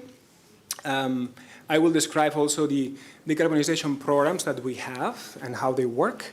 I will also describe very brief the strategic drivers that move us to decide what type of R&D we want to do and how we want to do it. I think that's important. We need to have guidelines on why we're doing things and how we're doing things. And finally, just I'll brief on the HyAccelerator and what to expect after the winners get announced and what are we going to do with them for the next 6 months. So on the team, we are a very atypical team within Snam, very young, average age, not me, but my team. And I don't mean that Snam people are old. There's very, it's very diverse, but our average age is 34 years old. So as you can see, it's a very young crowd that they all bring this very entrepreneurial mindset. And as you can imagine, we have a lot of fun bringing ideas and trying to develop them together. We're a small relative team. We're 13 members, highly specialized. It's 30% of us have PhDs, the rest have masters. Everyone having a very international background, mostly Italian, but also all having studied abroad and having spent many, many months and even years outside of Italy, learning and acquiring this knowledge and then bringing back to Italy. And as Stefano mentioned before, right now in the pipeline we have about 26 projects, which is very significant for the amount of people we are, so we are quite busy. So what we have built for the last 2 years is this ecosystem, and we have structured ourselves in these 3 main programs. We have the research and development program. This is basically a network of universities that we have partnered with from Italy, but also from the United States. We basically propose ideas to these universities, and we develop these ideas with them. We start with TRLs as low as 3. Once these TRLs get moved on a little bit, they transition to the next program, which is the tech development program. And here what we do is we test these technologies, we make pilots within our own infrastructure. One example is, for instance, we're electrifying a steam methane reformer that came out from the very beginning from basically a napkin. It's a crazy idea that came from some professors from Polyme. We're advancing it, we believed in it, and hopefully, if everything goes well, we'll be able to build up a system around it and we'll be able to test it. Now, once these technologies are ready for going to the market, before we commercialize them or we try to monetize them, we basically do the demo testing, which is final testing or proof in the final user. As of today, what we're doing on that specific project, that's the demo testing project, we want to build or are building a platform that's basically a small production, containerized production of hydrogen, and we want to prove to the end user that hydrogen is a good solution for their processes. Because at the end of the day, you cannot switch a whole industry from 0 to 100 in one day. The guys that are running those factories need to see that hydrogen works, that their ceramic tiles can be done in the same way than methane. So we want to show them that this can be done for 6 months, for 12 months, and then of course, once they're convinced that hydrogen is a good solution, is a good molecule, then we'll bring them the total amount of hydrogen that they need to decarbonize their whole industry. Now, on the cross-sectional programs, of course, we have innovation, and that's where the HyAccelerator is the key program for the innovation side of things. And we can see that as we select companies from the HyAccelerator, we place them in the different programs that we have depending on the stage of maturity of the technologies of the startups that we select. So we have all this ecosystem. Those are the drivers. Mostly focused, of course, we start as hydrogen. So those are the strategic drivers of hydrogen. Then we also have strategic drivers defined on CCSU and also on energy storage. But I'm going to just talk about the hydrogen ones, of course, because this is focused on hydrogen. This event, this program is focused on hydrogen. The first strategic driver is to evolve Snam's infrastructure to be ready for hydrogen. And that implies pipelines, compressors, storage.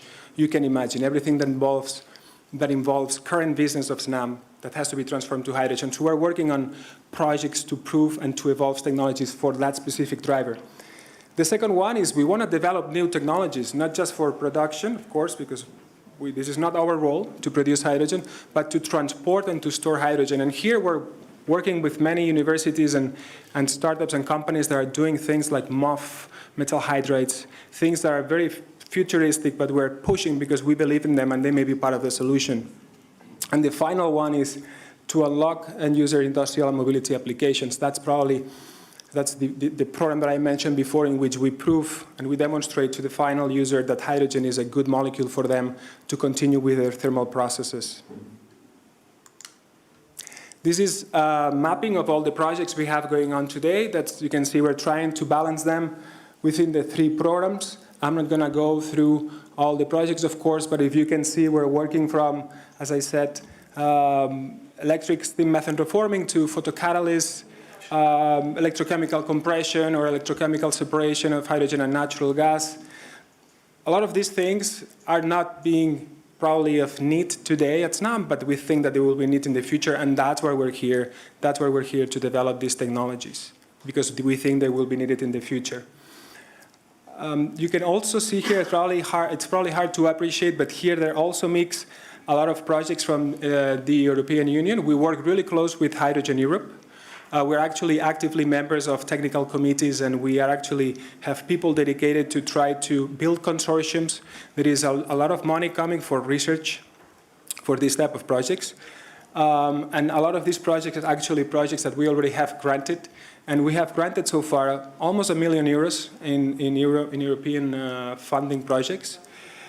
Something that's also worth to mention, we have already filed a patent, and there are 4 more patents ready to be filed, hopefully soon.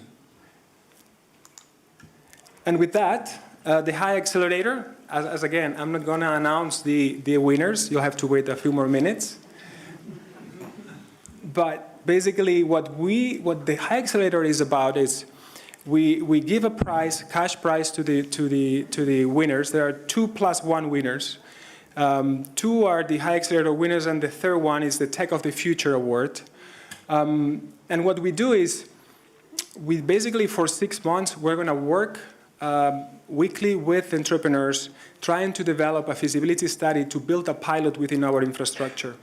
Of course, we cannot guarantee that this pilot will happen because there are many factors that have to be, that being in place. But the goal is to build a pilot with them so we can scale them up. We can help them to prove their technologies within a very important infrastructure like Snam that can be replicable to other TSOs worldwide.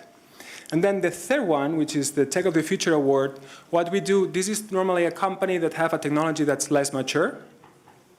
And what we do is we want to help them develop new ideas, new technologies from scratch. Last year, for instance, the Tech of the Winner Award came out from this company that had nothing to do with hydrogen. It's called Particular Materials. They developed supercritical water processes. They came to us and they said, can we do supercritical water electrolysis? That was a crazy idea by then. We thought that we wanted to try, and we built a joint development agreement with our partners, De Nora, and today we're actually trying to see what happens. Maybe it explodes and we die, but that's something that we're really working on that, and now actually we're trying to apply to European funding because there is a call that can be very good for this specific project. So this year we'll do the same, and you guys will see the winner of the 2 + 1 startup. So thank you very much, and I think that's all from my side. Thank you.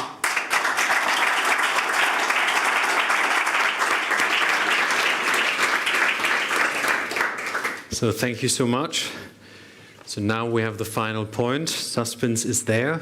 So I now read the 3 winners. No, I won't. No, it will be someone else. So Cecilia is here. Cecilia Papini, she's Manager Decarbonization Technology Solutions, and she will first of all tell about the award and the awards you give and who the winners are. Thanks. Thank you, Tobias. Good afternoon, everyone. So I'd like to start with watching with you a video where we'll see what is the HyAccelerator, what we do, how it works, and especially what happens this year. And then we have the big surprise, so finally we'll see who the winners are. So please.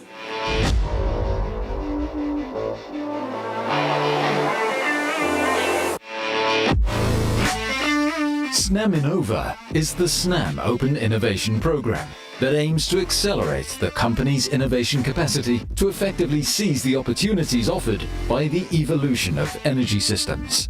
It works along three main innovation streams: internal call for ideas, centrale delle idee, internal community of innovation ambassadors, and external innovation scouting. As part of this program for external scouting, the HyAccelerator is the first hydrogen-focused corporate accelerator in the world, completely developed and managed by Snam. The aim is to identify the most valuable solutions that could effectively contribute to the future hydrogen economy. On our way to zero is the new call for startup, dedicated to deep tech startups along the entire hydrogen value chain. The selected startups will access a 6-month acceleration period with Snam. It's really helpful for the companies. We had clear objectives and we got full support from Snam, thanks to the team, and we got what we were looking for.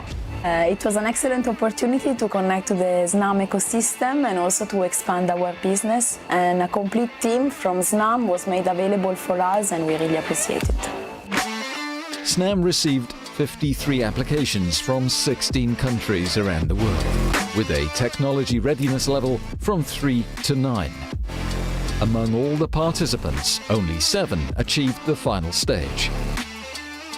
Beyond Scroll from Switzerland, Fast Sense from Israel, H2 Site from Spain, KI Hydrogen from the United Kingdom, Micropyrus from Germany, Mincatech from France, Syzygy Plasmonics from the USA.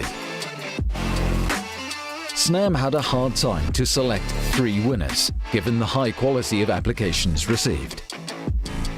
The HyAccelerator winners are Fast Sense and Syzygy Plasmonics. The special prize tag of the future goes to Beyond Scroll.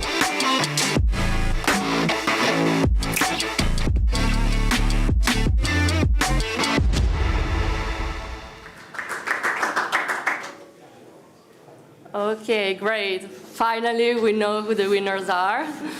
So let's meet them. So I'd like to invite the first one. So I'd like to invite FastSense CEO, David Suter, please, if you want to join me. And let me explain why we chose FastSense.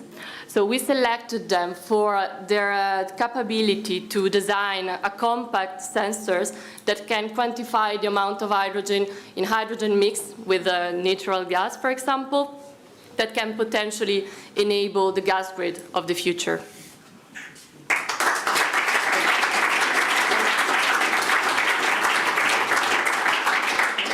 What an absolute pleasure being here, standing in front of you guys. It really, really is an award that for the last year and a half, 2 years, I've been looking at Snam and really admiring that they've been taking the lead on hydrogen and ensuring that Europe leads and takes this future in their own hands. It's great to see a few familiar friends here in the audience. I must admit, I'm a little bit nervous because like I said, because it does mean a hell of a lot for us as a startup. We're an Israeli-based startup. I do have a very strong English accent, so we are an Israeli startup. We're talking about terawatts here. We're not talking about megawatts, we're not talking about gigawatts, we're talking about terawatts, if not gigawatts of terawatts, okay? And it's all underneath us, okay? It's all underneath us. It's in several continents, it's in several countries, and Fastsen's job is to try and enable, just like Snam is enabling this future of hydrogen economy. But even more so, I was talking to my colleague in my previous company, and we said to each other, like, what is the biggest problem in the world at the moment?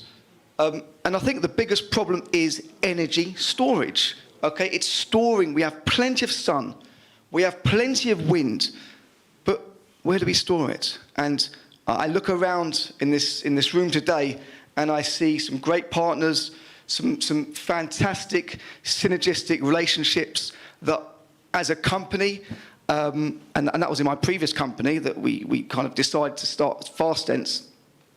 I look around this esteemed room full of beautiful people, okay, and we're all trying to achieve this net zero sustainable goal that we will meet. So just 1 minute on Fastsense and what we do. We analyze hydrogen, okay, and we do leak detection for hydrogen. So we tell you what's in your gas. We tell you what's in your gas because it's very, very important as we go forward in this future hydrogen economy to know exactly the calorific value, the energy of what is in our gas as we distribute it to partners around the world. I think this was supposed to be like a 5-minute pitch, but what makes us very unique is that we don't suffer from something called cross-sensitivity. When you're trying to detect gas, or where you're trying to analyze what's in your gas, sensors today, they suffer something called cross-sensitivity, which means that we cannot detect multiple gases at the same time. And whilst we're blending and we're using gas in the industrial processes, our equipment, our pipelines, our core infrastructure that we use today going forward will be blending. And we kind of go through this, this challenge. We are TR4 level, and our sensors do not suffer from cross-sensitivity. We're tiny. I actually had it here. It's 2 to 3 nanomicrons thin. It's like a hair-thin size. And like I said, I think it's very, very important for us as a company. It's a privilege to be as a company. It's a privilege to be here working with Snam. I think Snam are an absolute amazing, amazing company. I think it's Isaac Newton that said that standing on the shoulders of giants. Okay, and you know, it's giants in this room today that is going to make the future of tomorrow. Thank you very much.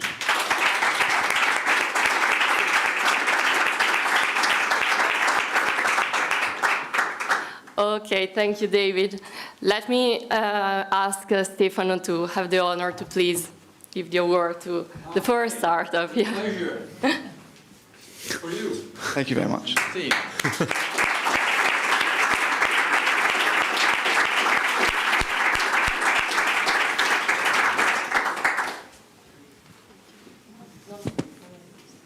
As you want. Thank you. Okay, now I ask the second startup, which is CCG from USA.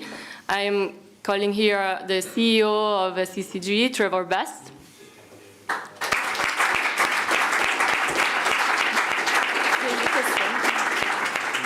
Okay, well, and also let me explain why we selected this great company. So it's basically for their development of breakthrough technology, which is based on photocatalytic reactors that enables several reactions that are strategic for the hydrogen economy, such as the ammonia cracking, biogas cracking, and with reducing the emission related to the electrification of these technologies. So thank you, David. Trevor, apologies. If you want to give us a bit of color about like your company, your story, and your technology, please. I would love to. So to understand Syzygy, you need to go back a few years. And what you see is that my co-founder, Dr. Suman Kadiwada, and I, we were working in the energy industry, and we wanted to find something that could not only provide a huge positive impact for the world, but also create great returns for investors and really positive economics for the energy transition. What we found at Rice University was the world's most stable and active photocatalyst. This photocatalyst was orders of magnitude more active than any other photocatalyst in history, to the point that it actually outperformed thermal catalysts by about 30x. This was really notable, but no one had ever made a reactor to use this type of catalyst. And so we started Syzygy to develop that reactor to make use of this really novel technology. Some of the other things we saw in the early days was that this was a platform. It wasn't just a single catalyst. This was what the professors Hollis and Nordlander at Rice had developed was a way to take a traditional transition metal catalyst and transform it into a photocatalyst. And what this means is that the core technology was broadly applicable across the entire trillion-dollar chemical value chain. So when we talk about our impact, hydrogen is just the beginning, but we can also do CO2 to fuels, and we have work, starting on ammonia synthesis, ethylene, butadiene, and things going deep into the chemical value chain to try and decarbonize the whole thing.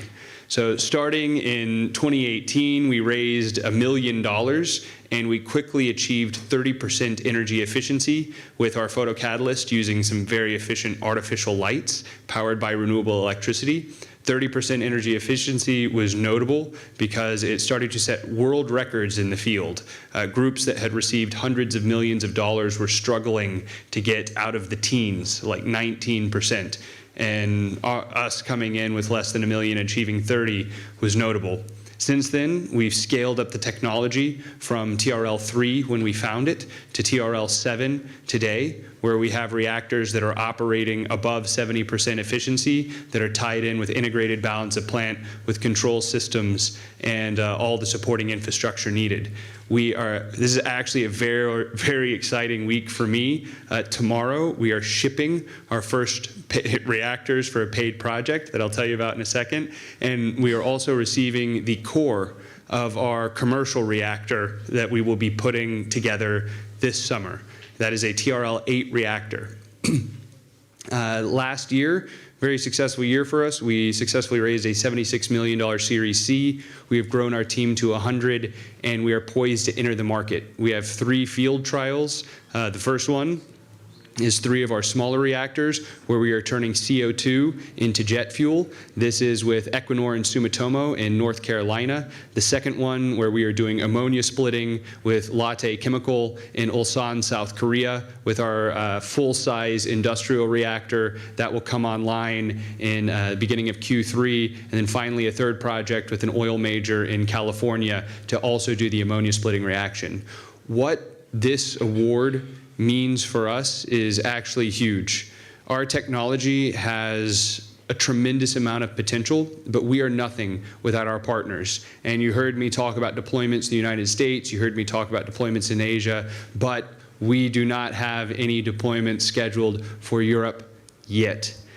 This is the kind of technology that can, as Cecilia mentioned, help transform biogas and methane into low-carbon hydrogen, help turn CO2 into jet fuel, and help bring millions of tons of hydrogen into Europe in the form of ammonia. And with partners like Snam, we can begin to bring light to the darkness and illuminate the future. Thank you so much. Huge thank you to the entire Snam team. It is such a pleasure to be here.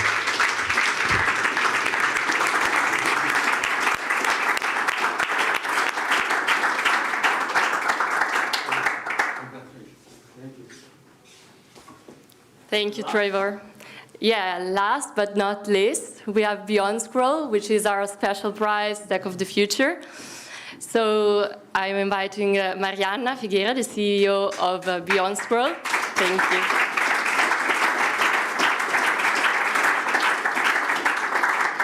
So Beyond Scroll got this special prize because they are developing a compact, low-pressure compressor that can compress hydrogen from 1 to 30 bar, which is the current market gap.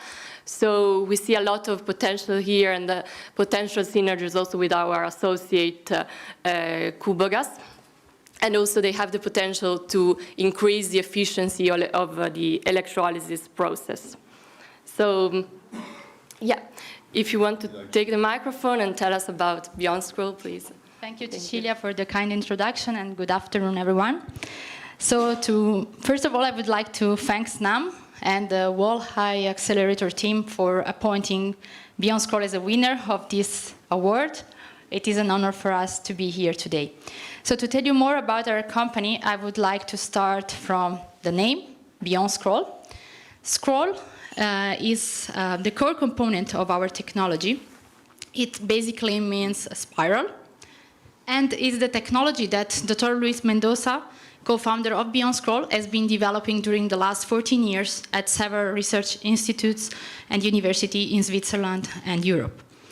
So around 2 years ago, he came up with a brilliant idea with a totally new concept of this technology, which we immediately recognized as a game changer for the hydrogen industry. And we say, wow, we found the solution the world needs to embrace this transition to hydrogen. And this is the reason why we decided to continue the development of this technology in this direction and to push it beyond the limits of the technology itself, but also beyond the standard way of thinking of the compressor market. So that's why the name Beyond Scroll. Said so, Beyond Scroll is the result of years of passion, research, and work of two sciencepreneurs, Luis and myself, who joined forces and their technology expertise to contribute to the world's energy transition. And it's what we are doing with our innovation. So what's our innovation then? So we are, you know that the production of hydrogen today is achieved at a relatively high pressure, 30 bar is the standard, and this makes the hydrogen production an energy-intensive process and also the infrastructure CapEx-intensive. By just reducing the operating pressure of the production method, being a PEM electrolyzer, alkaline electrolyzers, other method of production, it's possible to produce hydrogen much more efficiently around 26% more, and with higher purity, but also it's possible to lower the costs associated to the infrastructure.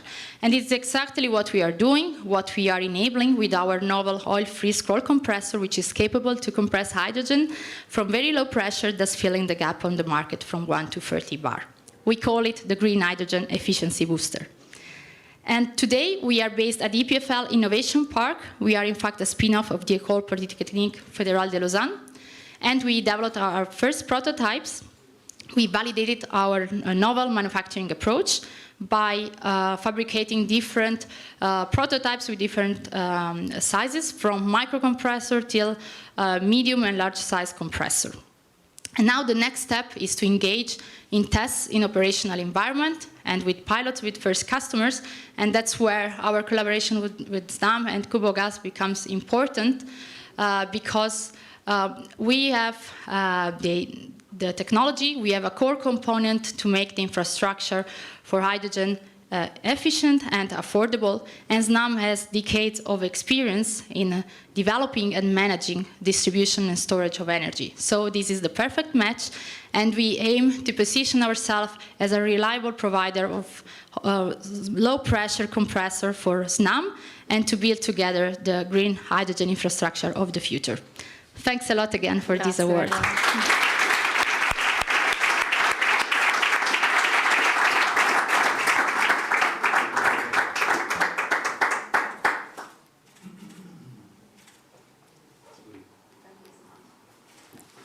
Thanks a lot, all of you, and thanks, Stefano. Really amazing winners. So now we are almost finished, but it would be great to have a kind of a summary, to sum it up, what we've learned so far. I think, Piero, you have the task. of these 3 intense hours. Wow.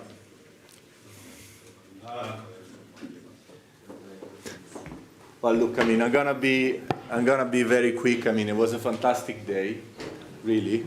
And first of all, I would like to thank our team, the Snam team, my team. It was a lot of work to do that. You know, it doesn't happen by chance. This is the result of probably 4 or 5 months of very hard work, right?